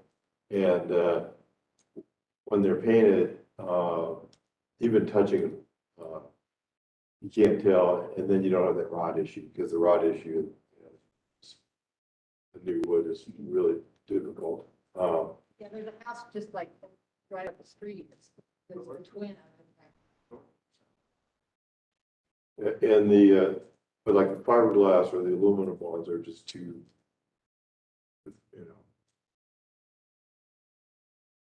I don't think we would approve those. And you have this, I think that's it. Yeah, very similar, round, single column. It was the same, it has the same like sort of pediment. And 3, not 5. 3, not 5. Yeah, with I mean, they do look skimpy to hold the. I know. that. Yeah, it definitely looks out of proportion. they, It does, it's out of proportion. yeah, they do by our standards, and, like you said, you can't tell, I mean, we have no way of knowing. They could certainly have had 5. So I think you could build that case, and you could argue that the members that are being held up requires 5, therefore they were smart fellows and they would have put 5. Based on the framing inside the house, they had no problem with long spans with them members. So, I mean, I would be okay giving you the guidance that the 3 columns are fine, the round columns. But I think we just need details of railings that are just correct height, make sure that the railings that are consistent with the historic guidelines, at least so, member with picket in the middle, not, the correct top rail. Whatever you can do to address the stone look on the base. What's the height of the rail currently? Do you know? I'm not good at section, I want to say I had drew it at 30 inches. Yeah, so I mean, but they have to be modern code, right? So, Well, it's residential. oh, that's right, okay. So that, because you're replacing in kind, so, okay. And the handrails coming down the stairs, although some people really default to showing additional wood handrails coming down the stairs. History, they often didn't even have handrails coming down those stairs. And then by the 1940s, everybody was popping in like wrought iron, just basic. So I think the handrails coming down the stairs would be very simple if the applicant chooses. They don't even have to go to this degree of coming down the stairs.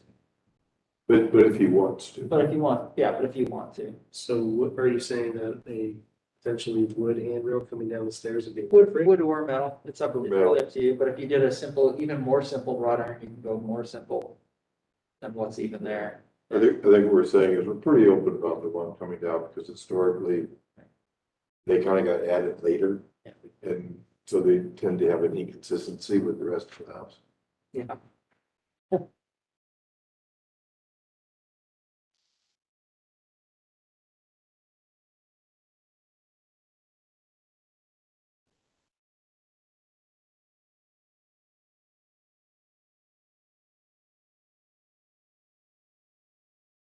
And then if you're coming back with window replacement, you can probably just come back with window replacement consistent with your coming back porch anyways. Just make sure you document the conditions of the windows as being qualified for replacement. They're no longer rebuildable. We'll just need to make sure we have proof that the windows cannot be rebuilt. There's a number of actually some really good craft people now around who are rebuilding wood windows, we're finding. They last longer. Yep. It's cheaper. And there's a couple of people recently that have opened up businesses doing that. That is so good.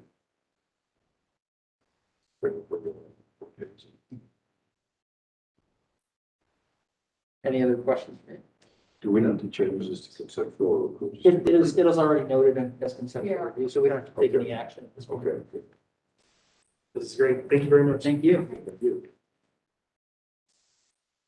Case number 13, 780 Kimball Avenue.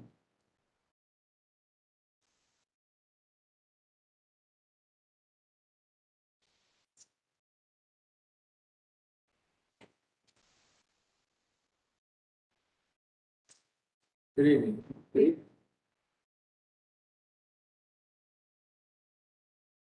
If you could raise your right hand when you have a moment. You swear to tell the truth in your testimony before the commission this evening. Yes, And if you could state your full name and affiliation with the property for record. Rob Gordon, a consultant to the owner, Ashley Oliver, who's in the back. Okay, wonderful. Does the owner want to join? Yep, okay, great. I think she's fine back there. Do you mind moving your mic? Yeah, my pleasure. Thank you. Okay, so this has two parts, the hatch garage repair, remove any existing non-original siding, gutters and downspouts, repair and prep, original wood siding to be painted, repaint the garage with wooden over the door, installing gutters and downspouts, all good appropriate work. And then the relocation of the rear door, to relocate the rear door opening, install new wood in new opening, new door in new opening, and partially enclose the existing rear door opening with a new window and a cedar planter's workbench in the lower portion of the door opening. So the comments that were provided to the applicant after my discussion with Joe. Infilling of any original door or window openings is not consistent with the Columbus Register of Historic Properties Architectural Guidelines. And those guidelines are, say, repair and maintain any older or original door and entrance features. Do not eliminate doors and transoms to accommodate modifications to the interior floor plan. When an entrance will no longer be used, leave the door and transom in place and fix them shut if necessary. The existing door is not original and not compatible with the age and style of the house, so it could be replaced with a half-light door if more light is wanted. The proposed window is not from the improved windows list. The 1951 Sanborns indicate a one-story open porch originally extended to the south end of the rear elevation. While the rock-based concrete block foundation of that porch appears to remain under the now enclosed section, the enclosure does not appear to be original to the house. The solid black dot indicates a composition roof that's on the Sanborn, suggesting that the door hood was added after the north part of the porch was closed. Therefore, the staff does not oppose a new door opening on the south side of the enclosure. However, the original door opening should remain with a door compatible to the style and era of the house, such as a half-light door. Recommend repairs to existing garage with submittal of paint colors to staff. And recommend continuing the door relocation issue to consider options for the existing door opening. Would you like to add anything? I couldn't get the link to work for your report, but, Okay, that was it. yeah, the best we could figure was that was a summer porch originally. And they kind of bastardized it. And I'm thinking they did it when they did the garage, because the garage was 1938, I think, and the house was 1918. So at the back of the house, actually, the garage is kind of the focal piece there, and it's in a lot of disrepair. So we thought we'd try to take that back to the original look, and to be the focal when you're looking in there. that's the oak, the door that's there is the oak veneer door, which, when did those come in the forties? Late thirties, maybe? It's probably fifties or sixties. Yeah, that's what I was kind of thinking, but it's not very good. So what you're saying is we could put a new half-light door there. Yeah. And then put another door in? That's something. So the thought pattern on is when you have a scenario where somebody's requested us to build either a window opening or door opening, what we've recommended in that case is that if your rationale is to shorten it up to run a different counter, let's say on the inside of a kitchen or something like that, it's easier for us to be able to approve. You put the window in, so from the outside, it looks like a window, but then you black out the inside and you just wall over the window. That's actually a more acceptable solution from a preservation standpoint, because the outside of the building then hasn't changed. So if you needed to go from having the door you have now to a half-light door, and you choose to still want to have another door somewhere else, it's a different dialogue. You could essentially put in a door that has no hardware, has a half-light, you get a window then into your kitchen scenario or whatever else. The door opening stays intact. The exterior of the home then doesn't really change. And on the inside, you can finish it however you want. Right. You can drywall over it. We have no say on the inside. Right.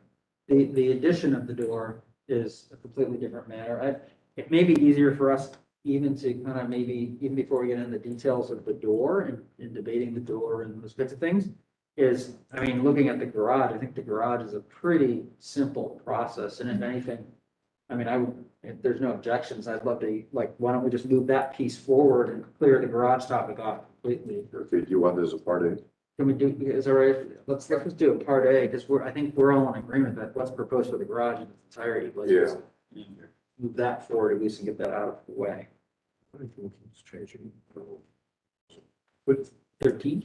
What's the number? Do you want me to do that? Yeah, go ahead.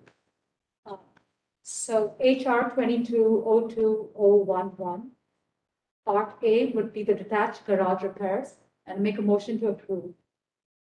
And I second that. Any further discussion? All those in favor say aye. All right.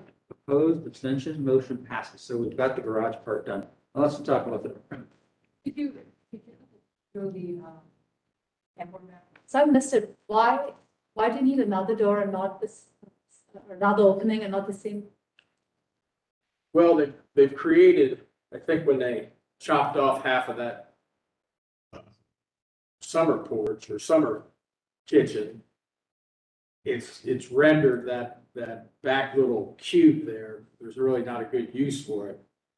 And so we just want to have that be like a mudroom, make it more practical. So when the door came in there, we could have some cabinets and a bench or whatever, and then enter into the kitchen off of the that little square area.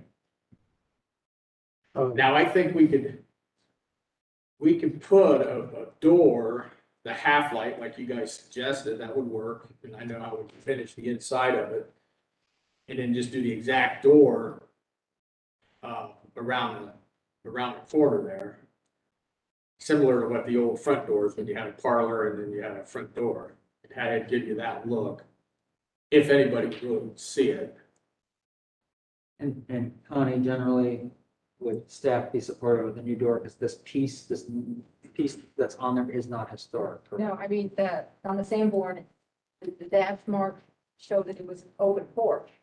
And so it was the width of that, The full the thing. whole, the whole. So if you want to remove that little hood, you could. It shows it was open. And then at some point, I don't know why the foundation was changed, this was closed here. So it wasn't a fully enclosed thing. This was not back originally. Or even if you want to make the porch go all the way across like it did before, Yeah. that would probably be acceptable. So, I mean, there's a lot of options here that I think we could live with.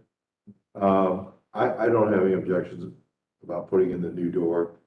I think you have to be careful in the selection of the door. that is consistent with the house. We're a fan of the half-light. Pardon me? We're a fan of the half-light door. Yeah, yeah, and I think that's consistent with the house. I mean, in this case, this might be one of the few exceptions where I'd say adding the new door, although unusual and requested in a historic district, it's on a piece of the building that's not original. Yeah, And I yeah. think I'd be okay with that. It was enclosed probably, what, 60s maybe? Who knows? Because it seems like it's even taller than the porch roof would have been. Yeah, it's really kind of odd. Now, just clarifications too, you show like a wood framed stoop and deck on your drawing, going, if Alex is going back to that. Like, that's not, you're not replacing the existing porch that's there and everything. correct? No, he drew that in there, and then I had him add, existing concrete stoop. Okay, just because I see there's new, this is handrails that are, look new and everything else. So that- Yeah, I think That he would not cut be and work, pasted that would be included here. That we want to just keep as is. I mean, I'd be okay with, potentially, if there's a motion, consider that you'd obviously have to rework your drawings, consistent with the discussion here this evening. And getting into Connie as a follow-up before a certificate of appropriateness could be issued, but I think, what do you? There will be staff approval. They're not coming back to us. We just. No, it would be a follow-up directly with staff based. We had to, because we were in for permits, and we got loan requirements, and it's been taking a while, so we went ahead and they issued the alteration permit, but they had us take off the back door change, so we would like to be able to get that. Because you didn't have a certificate of appropriateness?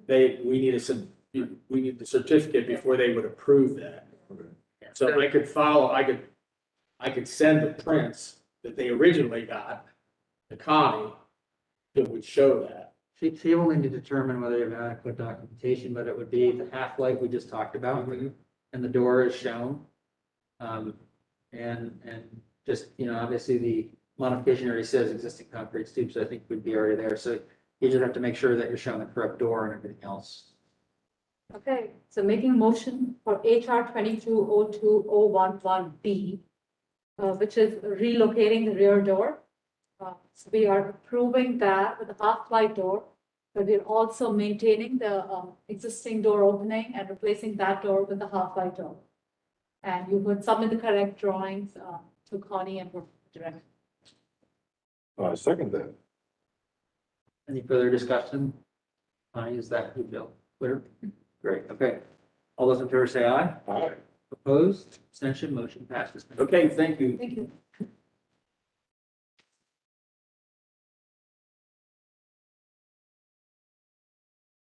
Case number 14611 Oakwood Avenue.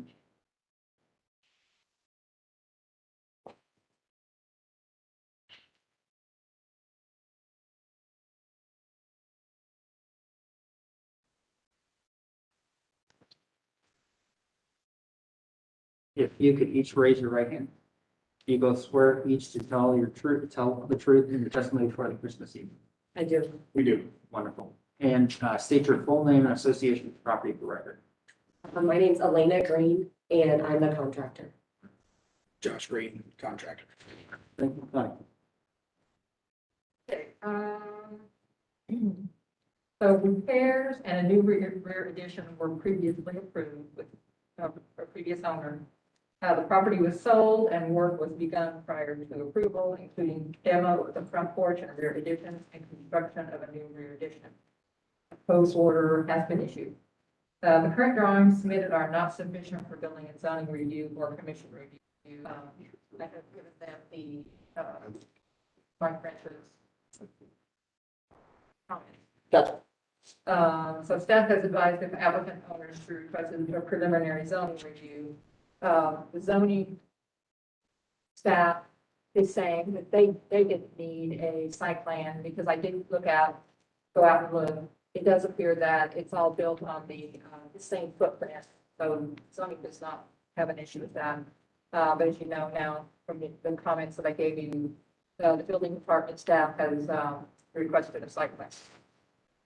As far as the existing addition goes, we'll have to wait until you submit all the drawings and stuff that they requested. And then come back when you have those drawings.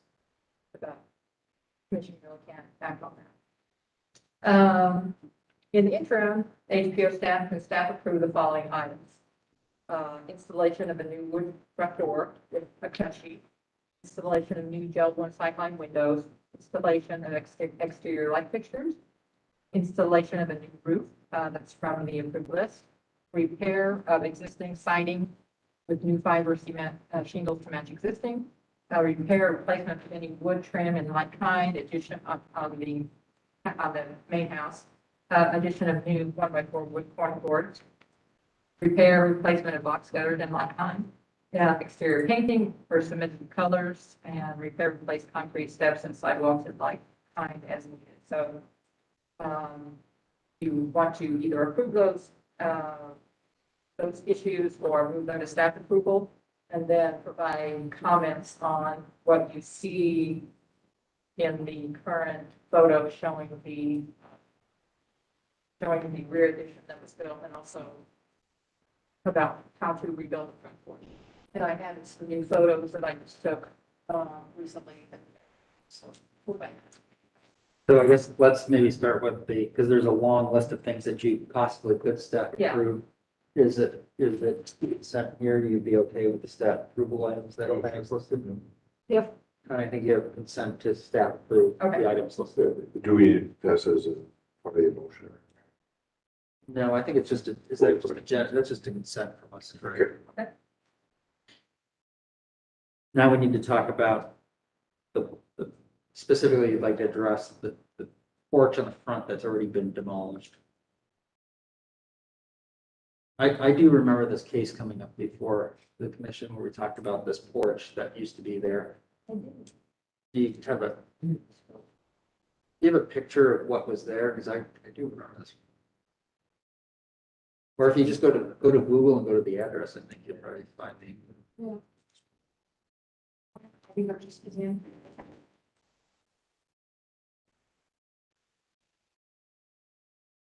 What was the, so tell us a little bit about your coming in. Did you actually come into it with the porch demolished already, or? So this poorhouse actually has been neglected for, I don't know, 12, 13 years. I think it's been. Yeah, more than that. So when we actually went to purchase it, it had something along the lines of $42,000 of code violations charges against it. So when we walked in for the first time, it had been maybe 75% demoed. Somebody took the chimney down. All the windows were pretty much gone. The back porch you couldn't even walk on, and the front porch was existing, but there were some cinder blocks underneath it that were holding it up. So we got it for the first time. We went through and started to try to fix some of the things that were the code violations first.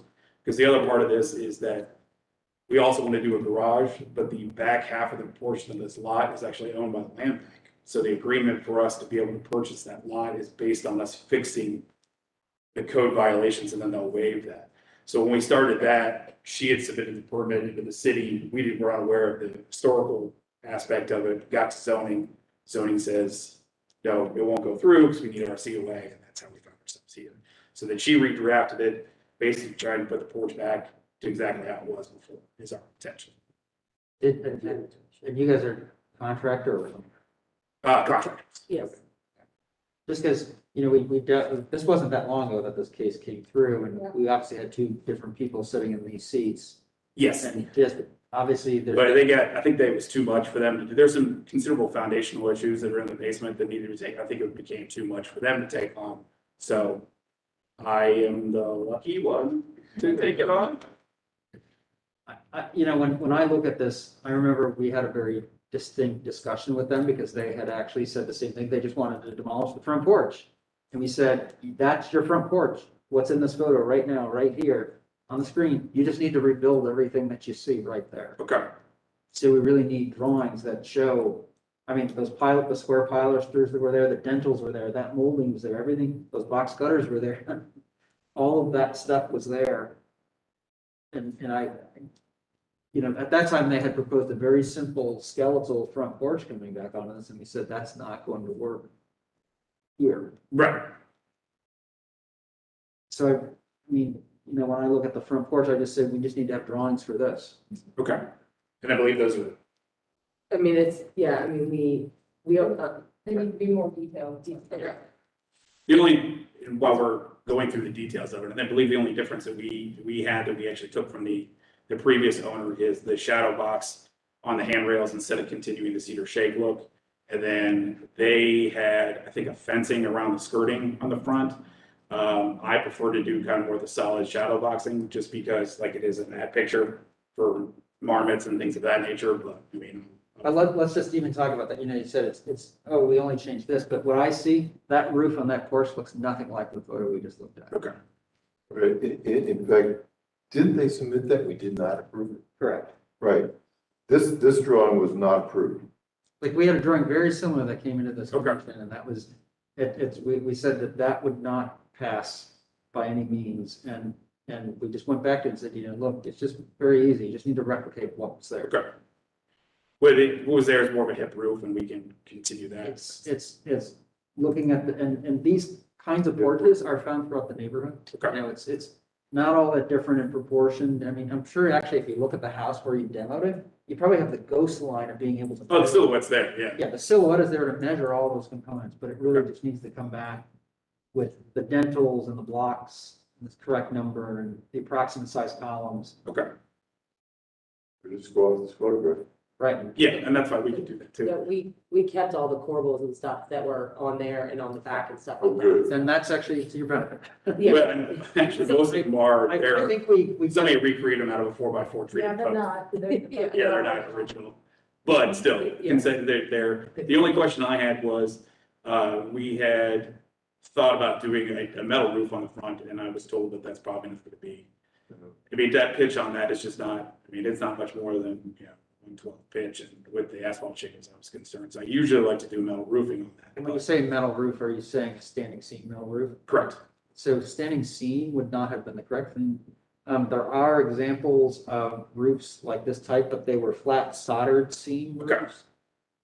I don't think you're probably anticipating going that direction because that leads to copper roofs and stuff. Maybe a block up, but not on this one.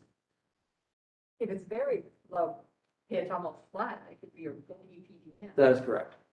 Okay, great. I just didn't give a lot of detail in the front. Yeah, that's great. Yeah, again, I'm sure based on the ghost of the original roof, you can probably pretty much have somebody drawing drawings calculate off what this used to be, but it's definitely not, what we're showing now. And then just, I think you have latitude between columns and how you're handling the handrails, because what's there was obviously a amalgamation of some other things. I think we're flexible on handrails getting there, whether it be, the shadow box kind of things you're proposing or not.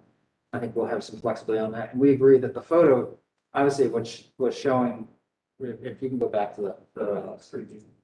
Yeah, street view there. I mean, obviously, like from the floor of the porch downward, we're just looking for you to propose something sensitive. Okay. Sometimes the easiest thing you can do is just drive around your neighborhood and look to find this exact house, because these houses were so repetitively built or built. Take some cues and just come up with something that proportionally looks sort of similar.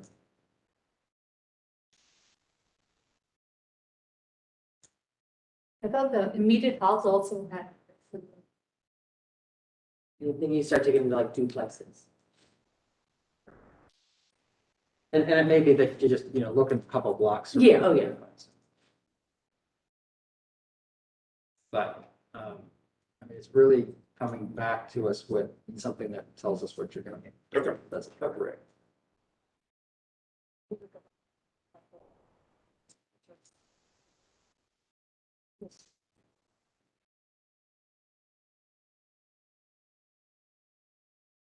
What's next? Old Oaks. I've been here to look up some photos that I thought I uploaded and I didn't. Hopefully. Fix this. Say, 215-20. Those very, very top. Says 2002. Open this. Yeah, so, yeah, So these are ones that I just took, a couple days ago. So the one thing I saw that is really good is that the overhang is pretty deep there. If it does already have a metal roof on it, based on guidelines, the roof should come down at least underneath the adjacent fascia board, not fascia board, what that board is called, Underneath the soffit? here. Generally, it should come down like this. Because I was looking at this, I'm like, how are you considering going to maintain this or paint this? It's right up there.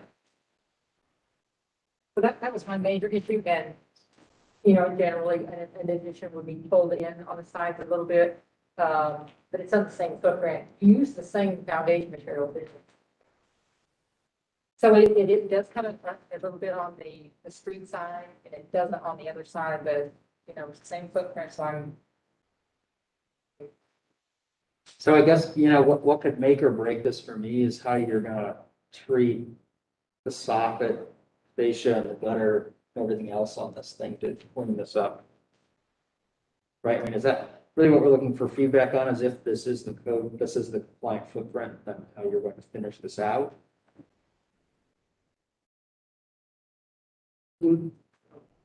I'm asking. Oh, okay, I'm sorry, I didn't. Like, this back piece, first of all, it has the roof that we wouldn't approve, which is an issue already. But do we know what the rest of this thing looks like elevationally besides, I guess it would be the applicant's drawings that they proposed then? Pardon We are judging this based on these drawings of this. me? I don't think you can use those drawings to, because what the building department is saying they need to submit new drawings. And so what we need, we don't actually even need the full house drawings. If we have a detailed drawing of each side of the porch, a detailed drawing of each side of the addition, and just where it attaches to the house, that's all we really need. We need those in good measured line drawings. Right. It's the exterior that we're have our decisions on. The interior, we have no say. Well, I mean, I'll look for you guys for guidance on that. I mean, you tell me what you want it to look like and I will do that. I mean, we can get rid of the metal roof, that's fine. If you want me to drop it below that, this earth board up top there, that's okay too. Are you kind of, are you maintaining the shakes on there? Yeah, I'd like to do the shake. I mean, they're there, so that's fine. Yeah, and they're actually in decent shape. Are you gonna do those on the addition then also, or? Yeah. Do a different material? I mean, we've allowed it either way. Okay. Is that asbestos on the house? Because you're gonna Yeah, it's actually a cedar shake that's on it. Oh, Yeah, it's over a lap board. The original was a lap board when it was built, and somebody put that on the top. But in general, an addition should have a different material on it. Yeah, I guess so. But the thing of that is that that's not the original. That's not the original material anyway. Underneath it is wood, so.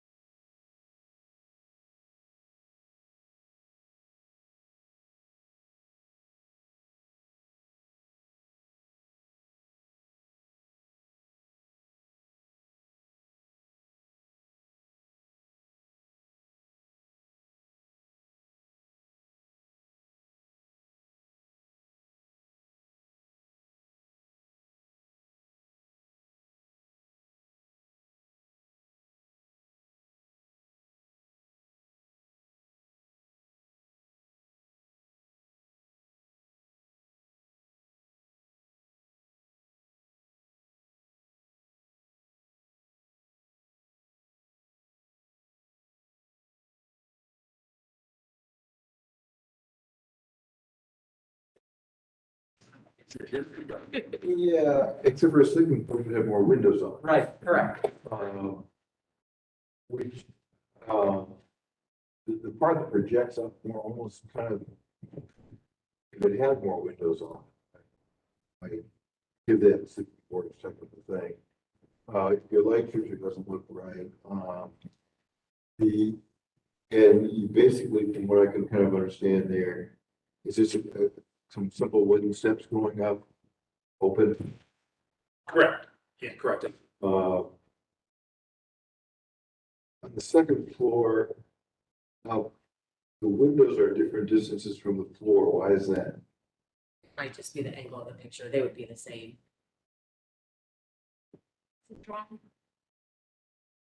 Because that bump out on the right sticks out a little bit further and then it goes back. Right, but on an elevation, it would be where the actual height is. Okay. So that's correct. So the drawings probably need to be just corrected or modified to show the same header height and the same middle sill height. Right. Well, then while we're looking at this too, I had a thought as well, since that addition is kind of an L shaped, over that door, what, if I broke that up with a smaller roof that went across over the door to the left, would that? Like a little porch roof, you said? Yeah, like a little porch roof, just to kind of break that up, is that, would that be an issue as well? I think if you put it with a column and it comes down and looks like a porch, then you probably, you're probably gonna be fine. Just probably needs, we just need drawings for a porch. Yeah. Just have it match the front porch in detail.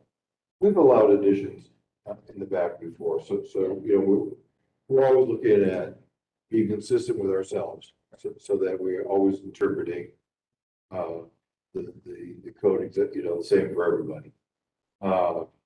So I don't have an addition or an issue doing an addition on the back of the property. We've allowed that before. We've also been, we ever allowed one to go forward? So looking at the sides though, going back to the field photos that you have, it will, after you add the siding on it, it'll be flush on the outside. Is that correct? Or am I seeing this is better, but like what is, so my question is when you put sheathing on this, you put some siding, what's happening here? Are you actually in line or just? It's about a 4-inch difference. Oh, there is a four. Yeah, it's just a little bit. Four inches isn't a lot, but. I think if you've got a corner board, a board, another board on the inside panel, it's gonna, you can get some.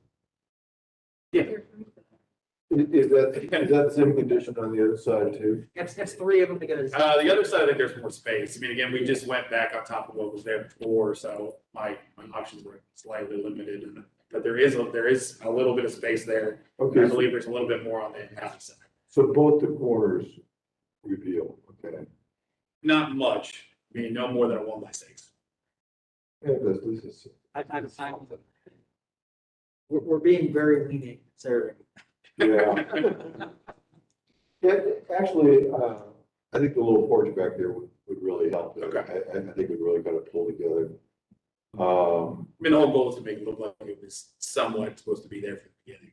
Yeah, or, I mean, it doesn't have to look like it's been there from the beginning, but it needs to look like it's consistent with the house. In fact, the addition should look like it was an addition, but it was a sympathetic addition. Yeah, that it wasn't I think- thought out. Honestly, on this side where there's no step in it, I think it needs to have two pieces of corner trim that literally have a joint there, and although it may seem to you like, why are you doing that? It's gonna signify here the original house ended and here the new house started. And those two 1x6s or 1x8s, whatever it is, that just come together with a joint, that's demarcating the addition versus the original house. That's Yeah, it looks like between your property and the neighbor's houses. Very close. Yeah, so, yeah, so that side's really not gonna, I mean, nobody's really gonna see that side, so we're just gonna, okay.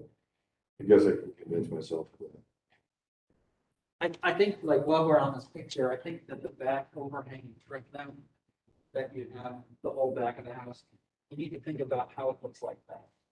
Okay, The soffit, the cornice piece, something on the backside of Okay. the house to start to tie back to the original house. It, go back to the drawings that shows the windows. Yeah.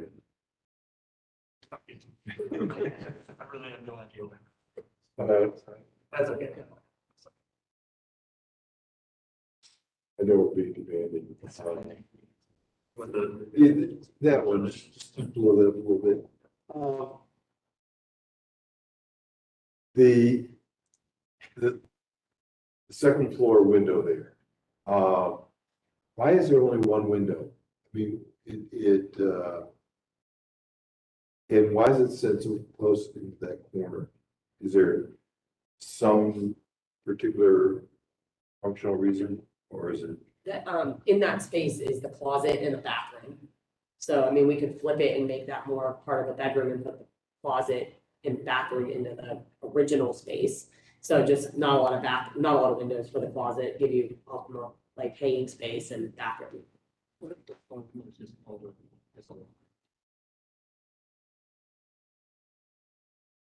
Yeah. I think you know, what I'm kind of thinking in my mind, sorry, but approach, but this might be. If you've got two windows here, can you just make sure these two align? Okay. Size and just, so it looks something like. Okay. And the old architecture had a rhythm to it, and maybe that's what's fighting. Right. To- Make it more symmetrical, like, you know what I Yeah, mean, like these yeah. match these two up there. Yeah, because it's the second floor window over the door, which is larger than all your other windows.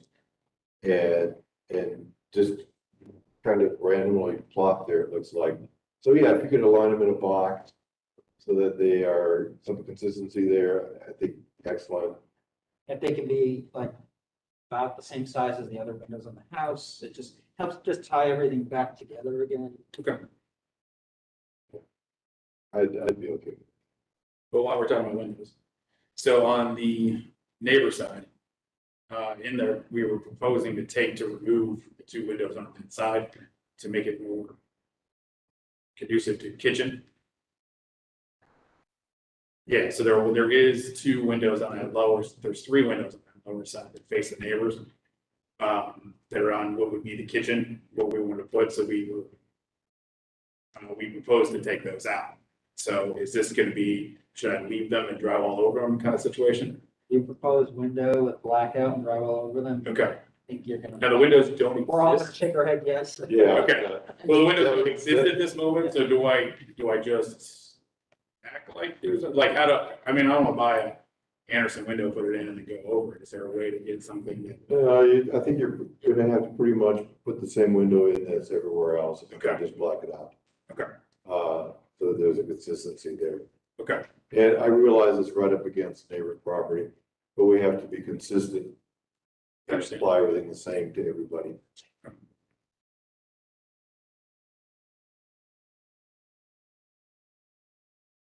Did you wanna see that rooftop view?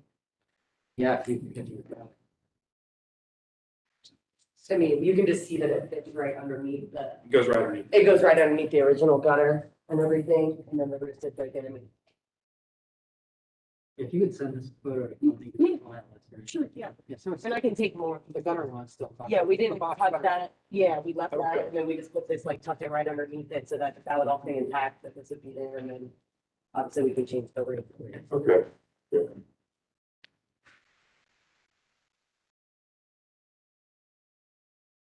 So it's siding with windows, front porch addition. Oh, that's interesting. Yeah. No, that was what was. Right. Because they remember they requested taking off everything on the first floor, Right, then. right. taking- Okay, so that's why we. Yeah. And actually, that little roof there would then mimic, if you put a second porch on. Well, no, that'd be further out. It'd be a little, yeah, I'd probably bring it all the way up to. Yeah. I mean, if they're proposing anything, we're saying. Yeah, no, we're, And I can do like a little hip on the side of it So instead of just coming straight You across. can come out with a little flat roof with a column on the corner and stuff, that's fine. Okay, Just make sure it has fascia soffit, has some good overhang, don't put a little 6-inch overhang, put a historic overhang, on it, which is, 16 inches or so, or 2 feet, whatever the precedent is on the house already. well, on the addition right now with the side rake overhang, I mean, those are pretty, I kept those pretty tight, so it wouldn't go beyond the old ones. Should I do like junior pieces down that way, or do you think just with the jazzing it up with the trim and stuff would be better? I think we need to look at what it looks like, kind of adding the trim and stuff, but right now it's so concerned that you look at the side of the house and you see a giant sled roof coming off of it. Okay, And we kind of got to get it to get away from looking like that, even though that's what it is. okay. And I don't know if so you might have a roof that does that, but maybe it's adding a fascia that still goes. Straight. Oh. That's what I was Like saying. a facade on the side? Yes. Okay, It's, think about how a box gutter works, which is it hides the gutter. So if on anything, carry the concept that you take that piece and you wrap it around this whole thing, and all of a sudden what you're really left with is you're creating a new roof that slopes that you don't see that slope happening. okay.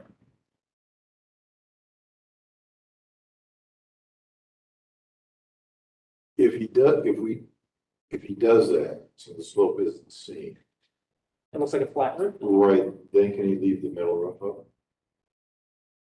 I think I would be amenable if you could figure out a way to flash it and make it work potentially, Because generally we because then don't, you don't see it. right, we generally don't approve a standing seam.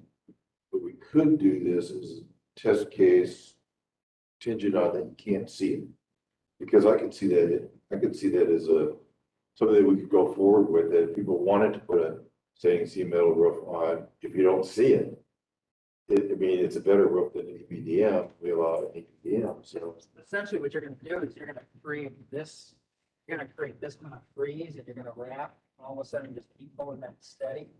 And of course, they're gonna have to think about the fact that this hangs down a little bit lower. But maybe you've got some really big overhangs here, maybe you need to pull it back a little bit anyways. Just think about how you can make that thing work all the way around. I'll do some Google and see if I can. I mean, this is gonna be the first time, It so might be it's a taking a problem. lot of field measurements and really thinking Right. through how that comes together. Yeah, That's what the that contractor's making. could look good, you should be an architect.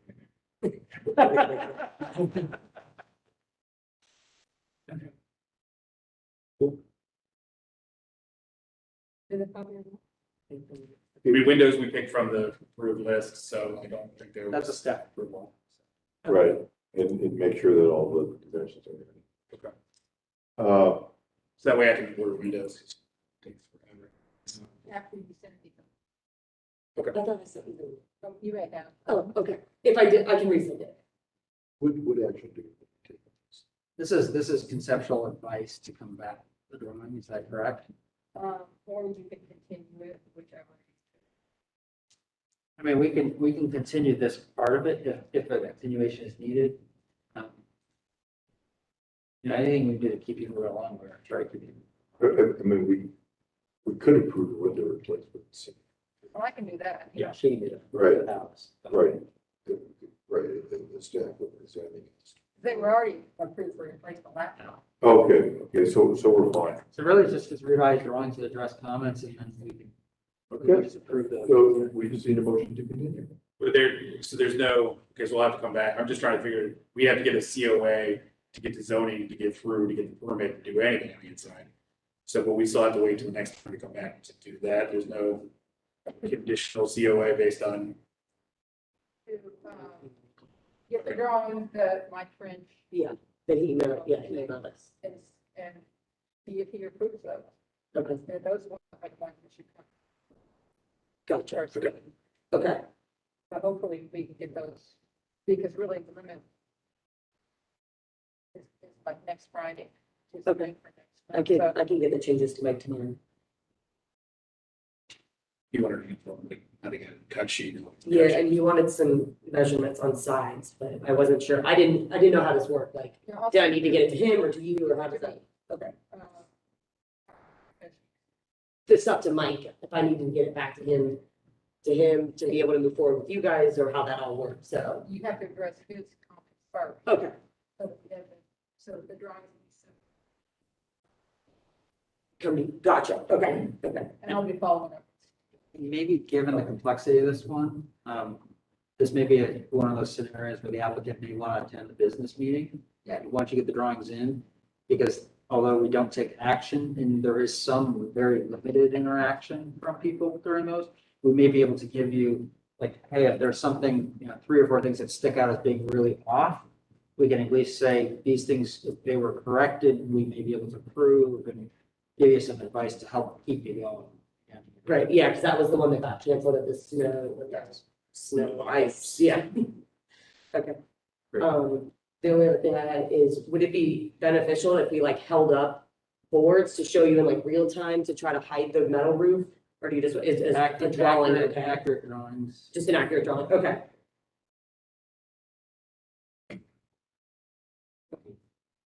Thanks, I appreciate it. Yes, thank Because you. that's what the code person's gonna enforce in the field is digital for the drawings. Okay. Motion to continue. So moved. Second. All those in favor say aye. Aye. Opposed? Abstentions? Thank you. Wonderful. Thank you.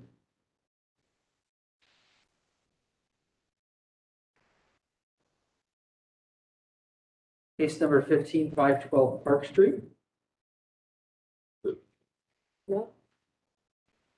My name is Daniel Perlman with Rhythm Architecture. Wonderful. Wonderful. And if you could raise your right hand. You swear to tell the truth and testimony before the person this evening. Yes. Wonderful. Thank you. Connie. To the solid patio bar on the roof. Comments provided to the applicant include provide photos from Spruce Street to show how visible the deck would be, and consider brick for some higher grade material than concrete block for the stair tower. And by comments with this. Look at the Sanborns. Is it my turn to? Yeah. Okay. The Sanborns, you can see this historically was a utilitarian building. It originally was an iron shop and then became a auto shop. And it's been that until it was the last function was a children's theater. And so last month you looked at the exterior package. Now we're looking at we're doing the rooftop bar. It's conceptual. We need 2 stair towers for egress. And then we have a bar enclosure and then rooftop, tables and trellises and whatnot to finish up what the rooftop bar would be. We're indicating black metal rails. We have a skirt just below that to hide the structure. We have kind of a steel structure independent of the existing building to hold up the patio. And, this view would not be nearly as present on Front Street as it indicates in the elevation. But, and this is the Chicopee elevation.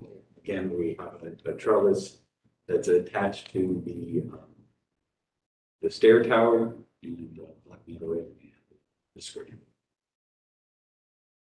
I have a couple of conceptual sketches there. This is from Park. This is to right there. Street. Keep going. So all the ground floor stuff you are approved. Thanks from the Chicopee. It's too close. So Connie, I need you to actually probably bring up a Google map. Well, let's get to the spruce. You can see the last. But we have a ordinance because Clyde may have to recuse himself based on distance. So we get a Oh, okay. distance measurement. Yeah. He has a business potential nearby and there's distance rule. Okay. Yeah, was it 125 feet? So I know you can measure in Google. Yeah. Right.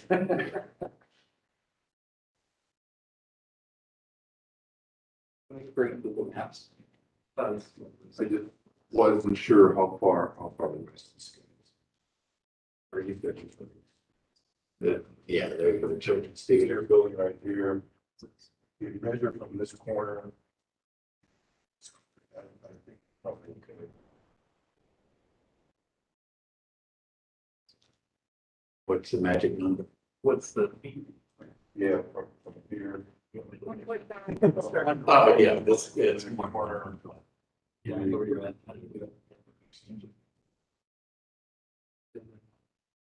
Okay, we're good. Oh, yes. Thank you. We just wanted to make sure. We're good. Yeah. It's just big business practice here. so Yeah, don't want to do the if it were the other side of the street, Yeah. I know I'm good, but. Yeah. Maybe I could just talk a little bit about the materials too. So for this stair tower, both of my was sticking with the CMU. It's actually the way this portion of the building was constructed. It's all CMU. The skirt I was seeing as being fiber cement. I have the black metal rails, wood trellis. The skirting and the bar enclosure would be that cement. Fiber cement.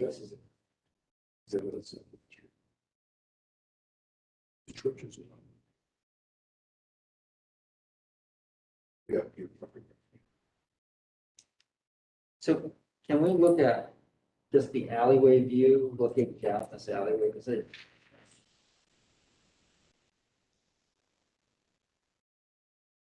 Part of the biggest thing that jumps out in my mind is so, as a commission, we spent a lot of time when turn the other way, looking towards the market first.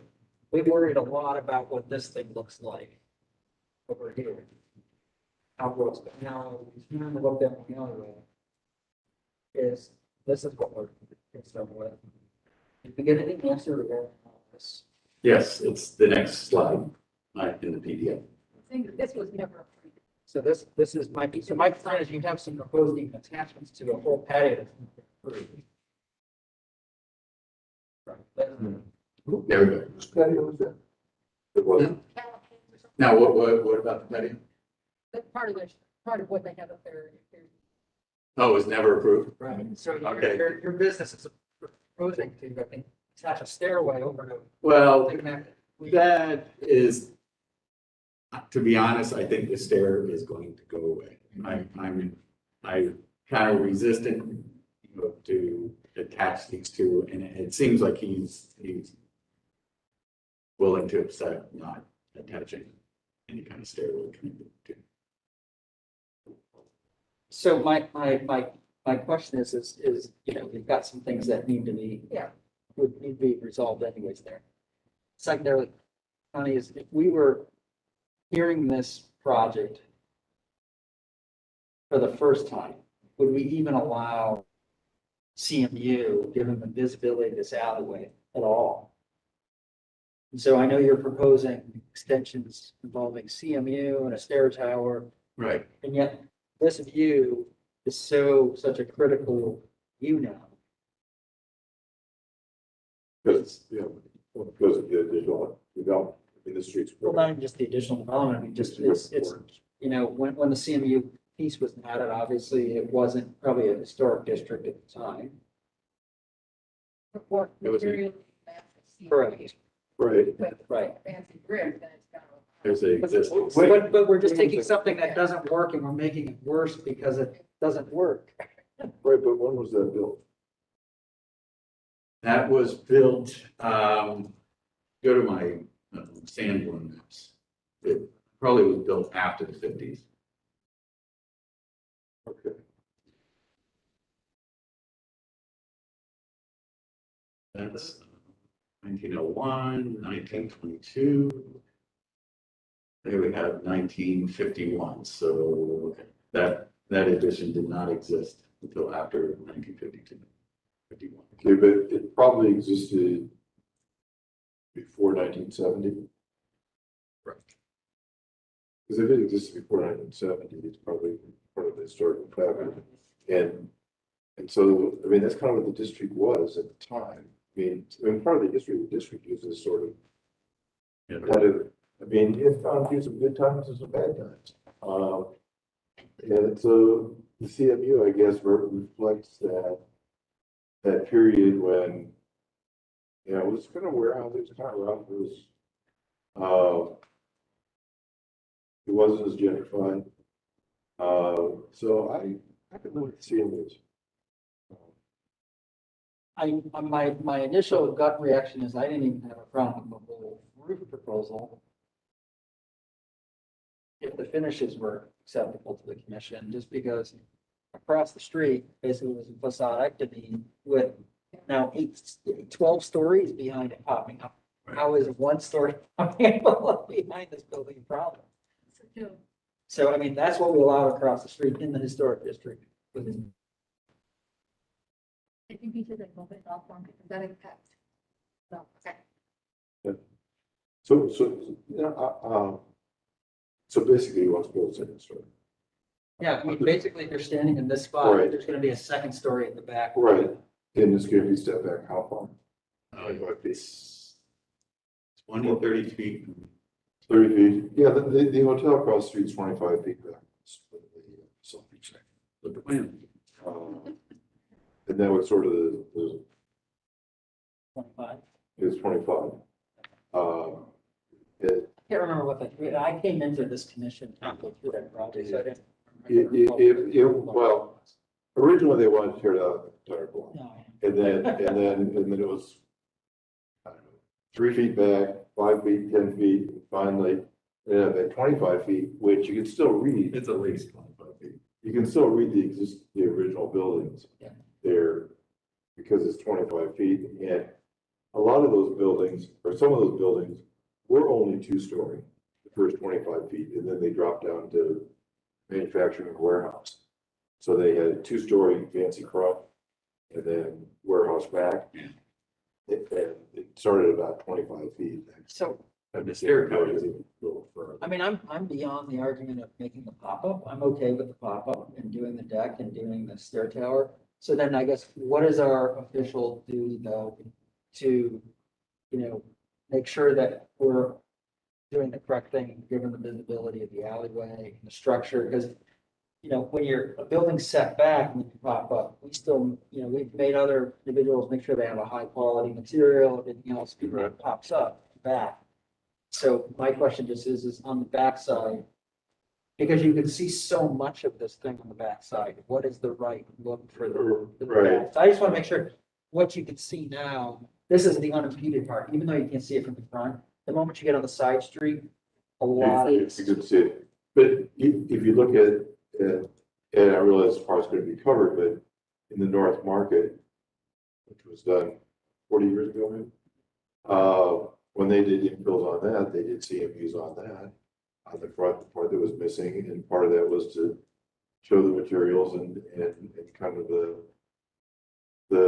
neighborhood as being kind of a, commercially not real elegant neighborhood. And it seems like the most contemporary stuff has actually been counter to the history of it. And it's become much more elegant. It was in the early 70s, you had the concept there. And it was a real nice neighborhood. I mean, Actually, Quonset Hut was there until 91 at least. yeah, it was built 47, 48 after the other one burned down. It was built by the association, and I mean the old Quonset Hut, I think in a lot of ways really depicted the history of kind of what would happen, because I mean that was the merchants, buying a used Quonset Hut when city wouldn't replace the building that burned down. But that's gone. So Dumpsters and so forth, that's the thing I might be more concerned with. oh yeah, how are you gonna handle your dumpsters? It's private service. No, I mean, are you gonna close them, or are you gonna? Because that's become an issue in the neighborhood. And all of the buildings, a lot of the buildings in the district have resolved the issue of dumpsters won't be visible anymore. Can you enclose your dumpster? Well, Can you build it into the, can you build I realize you're right up to the edge of the building.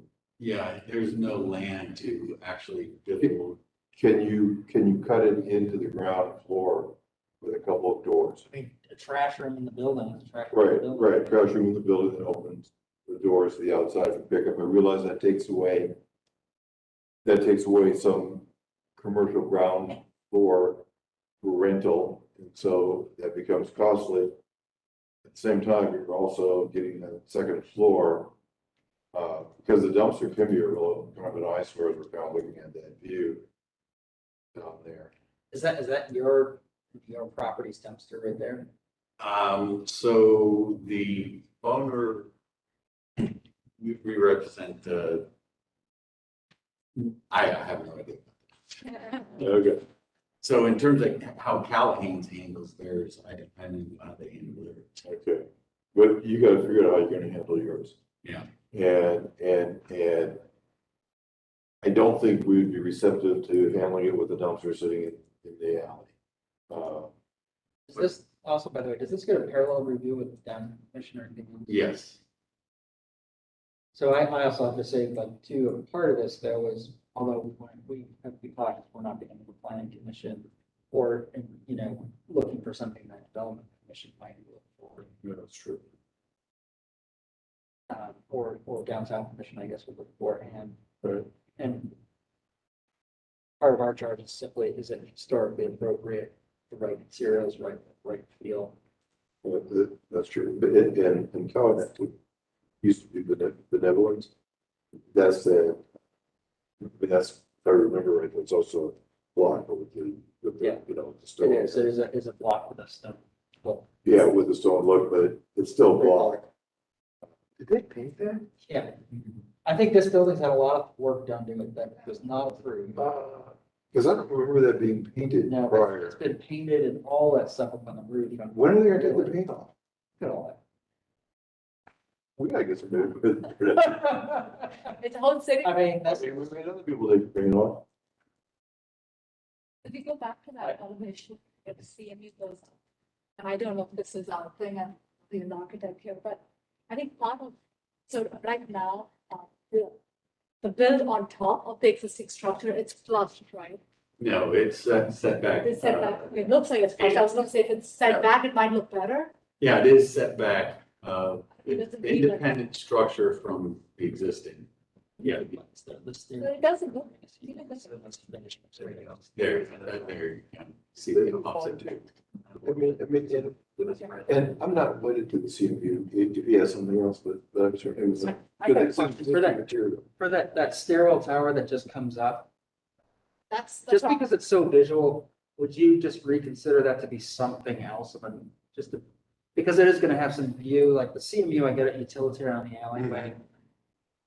If it had some other finish that just was a little bit more pristine, because I feel like a utilitarian finish going up 2 stories. Okay. Yeah, that's sticking on. might If I were be to a thing. continue, so I was gonna do probably panelized,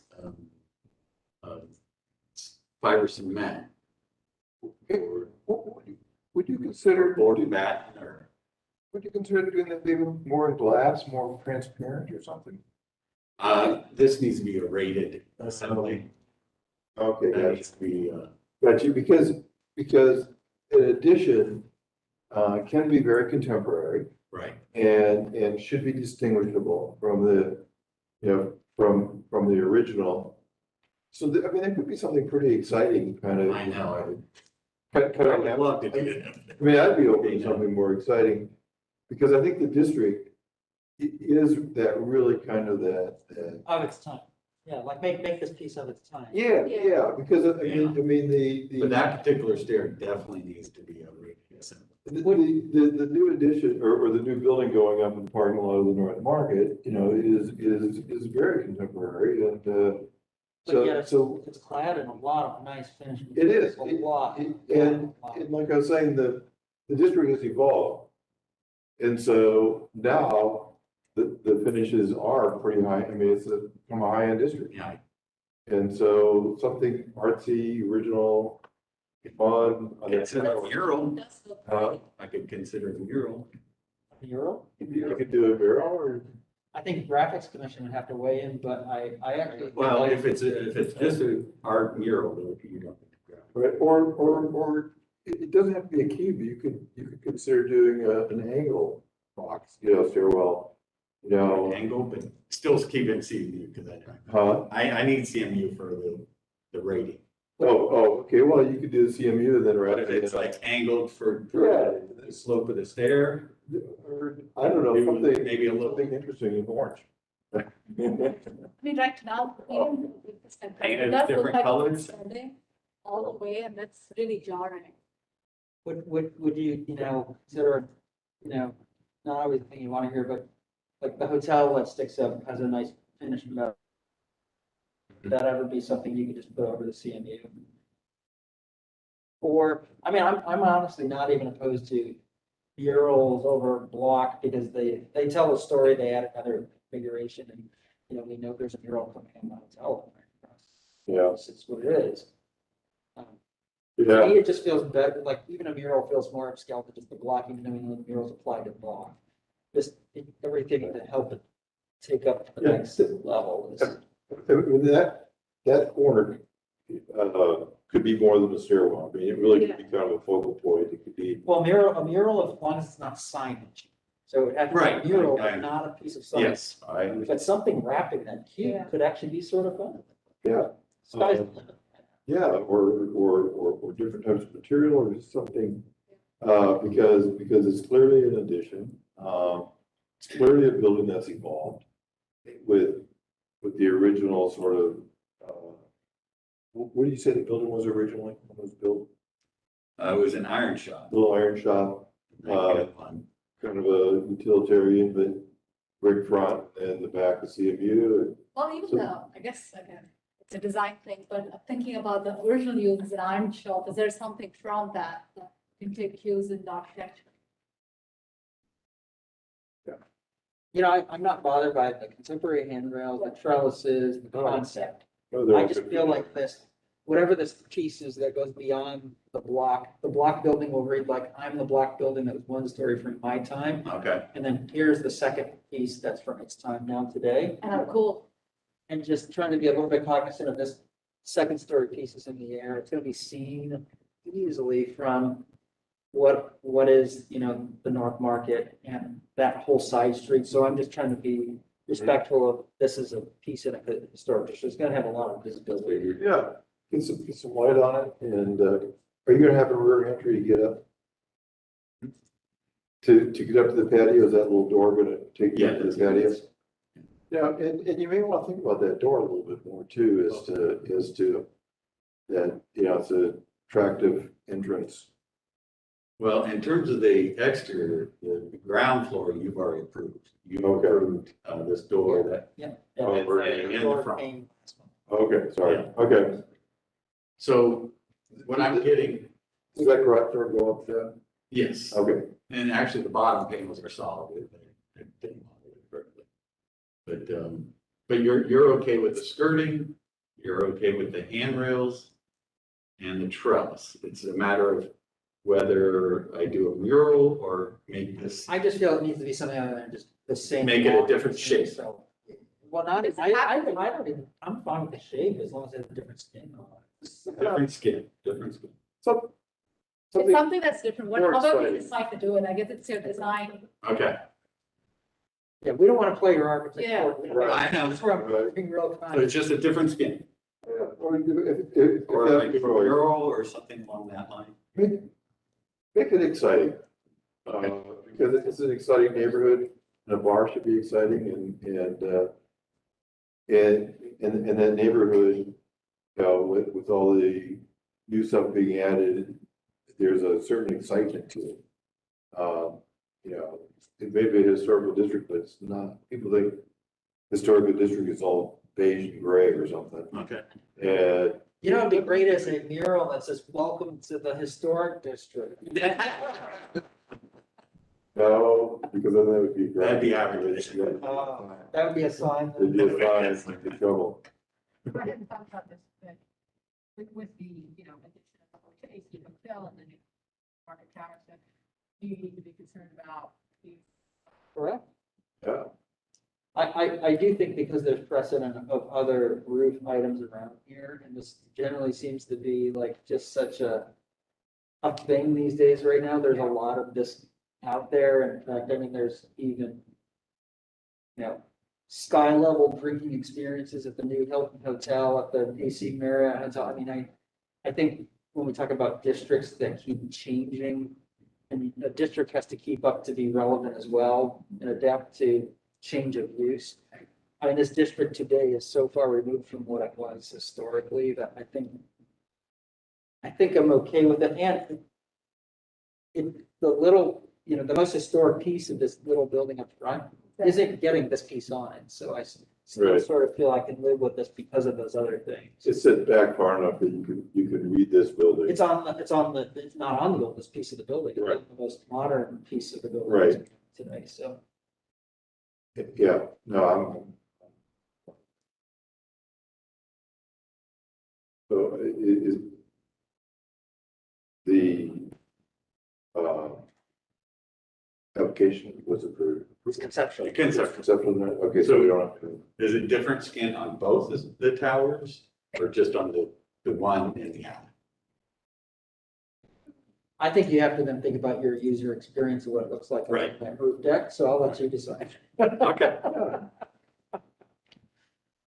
I mean, if you're gonna do something cool on one, you know, you might, but, Yeah. you know, that's a business decision and an owner decision. But in terms of the handrail, the skirting, and all the other items. Yeah, I think so. Excellent. Yeah.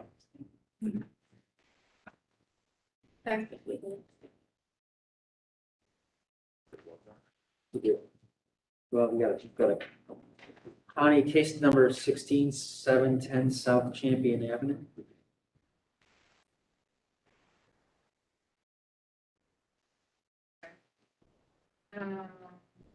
Will that be sort of that, I guess it's conceptual, so maybe it doesn't need to officially have a motion. You're right. So, I can suggest it, this individual's waiting for the next one shall be flipped to. yeah, I don't know if they're coming. Actually, So then we can go right into number 17, 580 East Third Street, which I think Eric is here for. I'd like to get some feedback on that. Yes. Okay.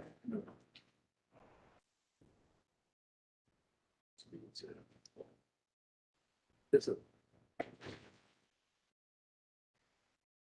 Hello.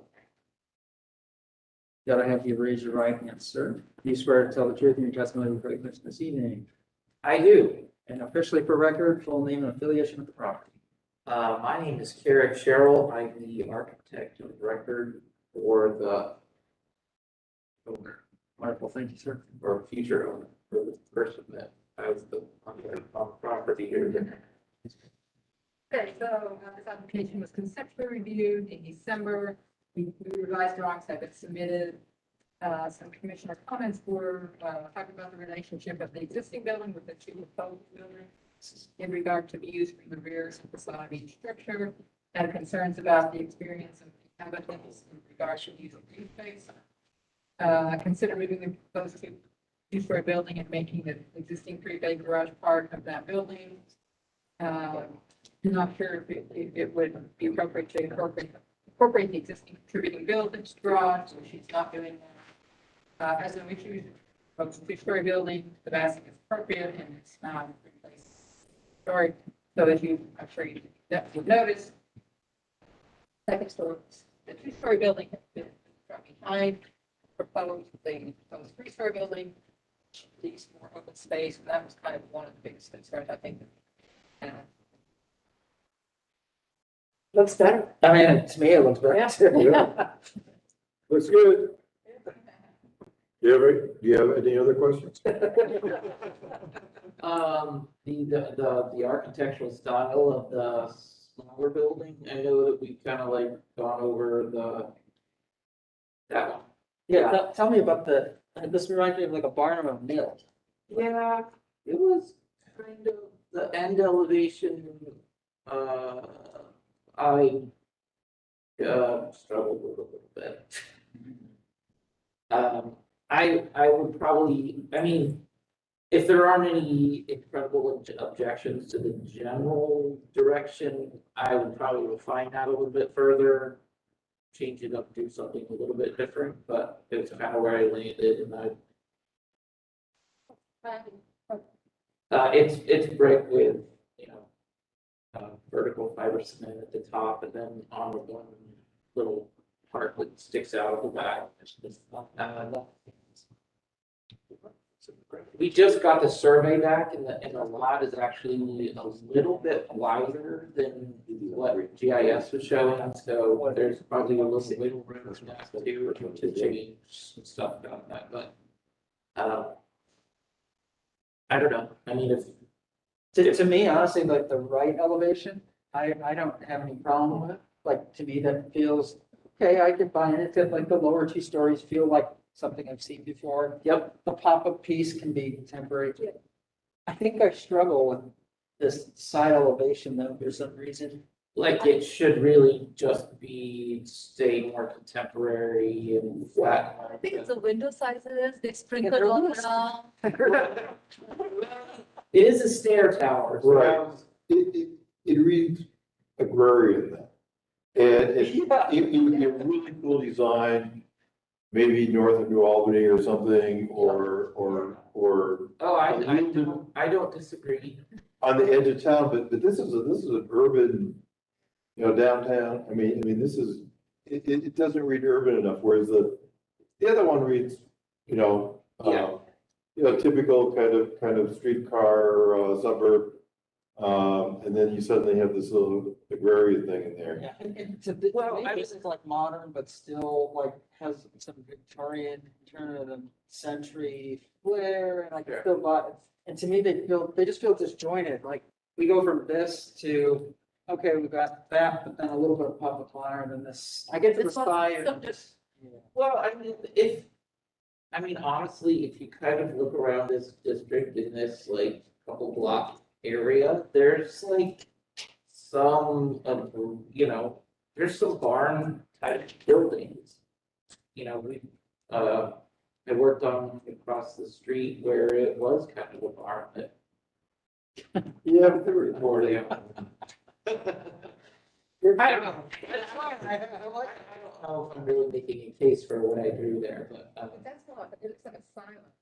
Yes. Oh, I don't disagree. So I guess, I guess my question though really is, into the height of that building. And, you know, I was trying to keep the ridge lines down a little bit. And if we're not concerned about that being like a real 3-story building, then I think I'm more inclined to, you know, make that roof a little bit more contemporary,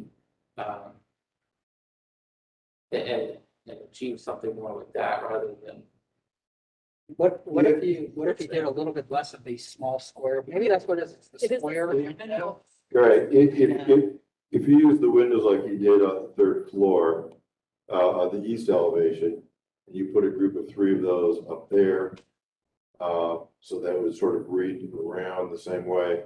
I realize it's a stair thing, you're trying to get windows on the stairs, but I can solve that. But yeah, more of the banded type windows, I think you need to kind of go with. Okay. And you got like a soldier course even on the right that you don't have on the left, so that there's just like a language difference that's so different. Yep. I don't disagree. Right. I mean, both designs look nice, but they kind of don't, aren't really the same building or the same location. Maybe your third floor roof may want to have a little bit more overhang, about a 12-inch overhang. I think that you give some nice shadow to it and make this contemporary like. Yeah, and it would almost pick up a little bit of the prairie school feel that you. I mean, there's a contemporary prairie school a little bit feel to that facade, which I think works in the neighborhood. It works scale wise, and it works as a residential statement. It's really nice, and yeah, if you extended that just a little bit maybe, and then kind of maintain the same style. Okay, great. But even the windows that are above the door and the one next to it, they don't align. So if you go and look for that, yeah. Right, yeah. Elevation. It might have been, Well, those and the head, like, I feel like. it might have been really late or early in the morning when I was drawing. Yeah. Maybe we could recommend like an 8-hour sleep or something. And You can put a little guideline in there, the snap to button. Okay, well, so your feedback is, we don't hate it, let's refine it a little bit more and bring it back. No, I can actually buy into the whole, the front elevation of the garage door. I can actually buy into that. I'm there. That's cool. Yeah, I think it's nice. It's gonna be a nice, a really nice addition to the city. Okay. It's gonna be a livable neighborhood. And thank you for adjusting the site plan. Thank you. I'm actually torn about it, but it was the easement that pushed the building out of it, because there's an easement for the building to the east to allow access through our site to that existing surface parking spot, so we were completely blocking it off before, And it works. Makes sense. so, yeah. So, And I think the 3-story townhome design, I don't have any comments for that.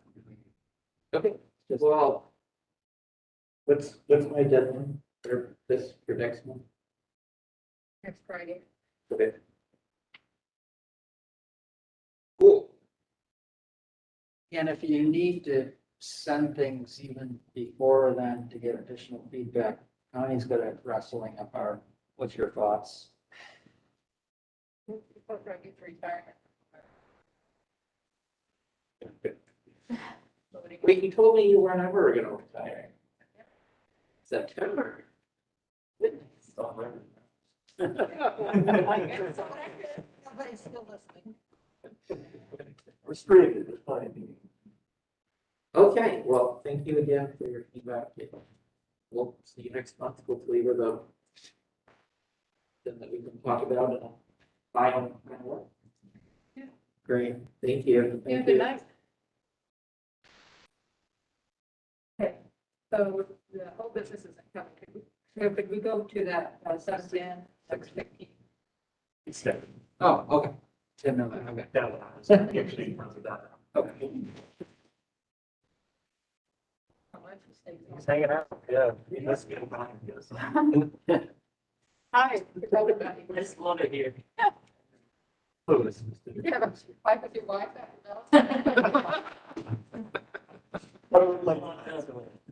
Okay, go. Going back to 710 South Champion. Okay, so on this, the concrete porch foundation and deck are not original. A 1975 OHI form shows 4 posts and an engaged post. The 2 engaged posts are still existing. So replacing them with posts to match into remaining posts. I'm fine with that. I would even staff through that.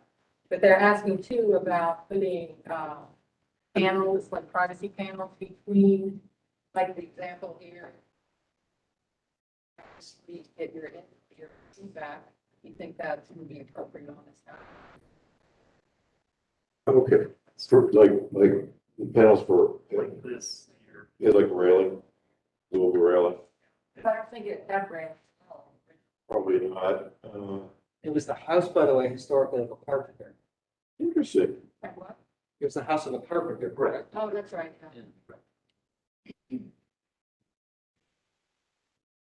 So you think originally it had no railings, it was just straight, I doubt it. and if we've got the one post, They had no porch doors. They just didn't put it.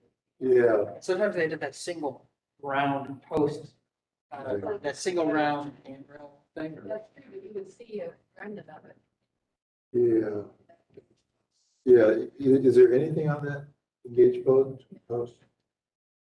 I'm okay with modern injection of the handrail just from a safety standpoint. As long as it's simple and kind of plain. Simple and plain. I think the The panel rail, even though it's solid, maybe the most simple thing you could put on it. I'm fine with that. I think Connie, for our protection though, is getting a set of drawings on that would be crucial, as is. I noticed on their sketch, it says shingle roof fascia trimmed to match existing as closely as possible. The problem is that's subjective, and then like they say, well, I put a 2x4 up instead of this because it was as close as I could get possible. I don't feel like we know what they're doing to the rest of the board. Even now, at that time, because these are circular vertical elements, so I guess we need a detail to make sure it looks right. I think it's crucial to have a drawing of how the panel and the rail gets built. And here's the only picture that they have, and it shows a very good. Yeah. Historically, that's what it's. That's really okay. Because I was trying to figure. It's on the historic inventory. It's got good stuff. Yeah, there's a little, right, there's a little. Sort of there that goes up. I need to turn this as private. Yeah, no, I agree. I agree. There's one over there on this side too. Yeah, I think it's just. Yeah, this little detail is absolutely to do. Yeah. Yeah, I don't do it. Yeah, that's the thing, Connie. Do we know if their drawing doesn't look to really match what is on that paper? Blow this one up again here. The drawings. Oh, drawing. Oh.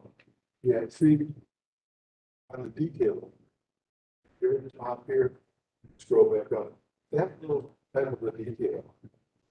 Not the motion. That needs to be like right there. You see it not being included, I don't know what's doing that, because that just makes it. There's one over there too. I see. There's a flat piece. Yeah, right here, a couple of them said. Right here, which he's not showing. And that will actually then take out the slightly beyond there, you know, get a little down on. Yeah. So I mean, those details are, I think are really important I think what on how those touches. Clyde is important to is you can see how it's notched right there. Well, it used to have that piece kind of right there. Yeah. And, you know, it seems small, but those little shadow lines, I think really do make a difference. Well, house of a carpenter. Yeah.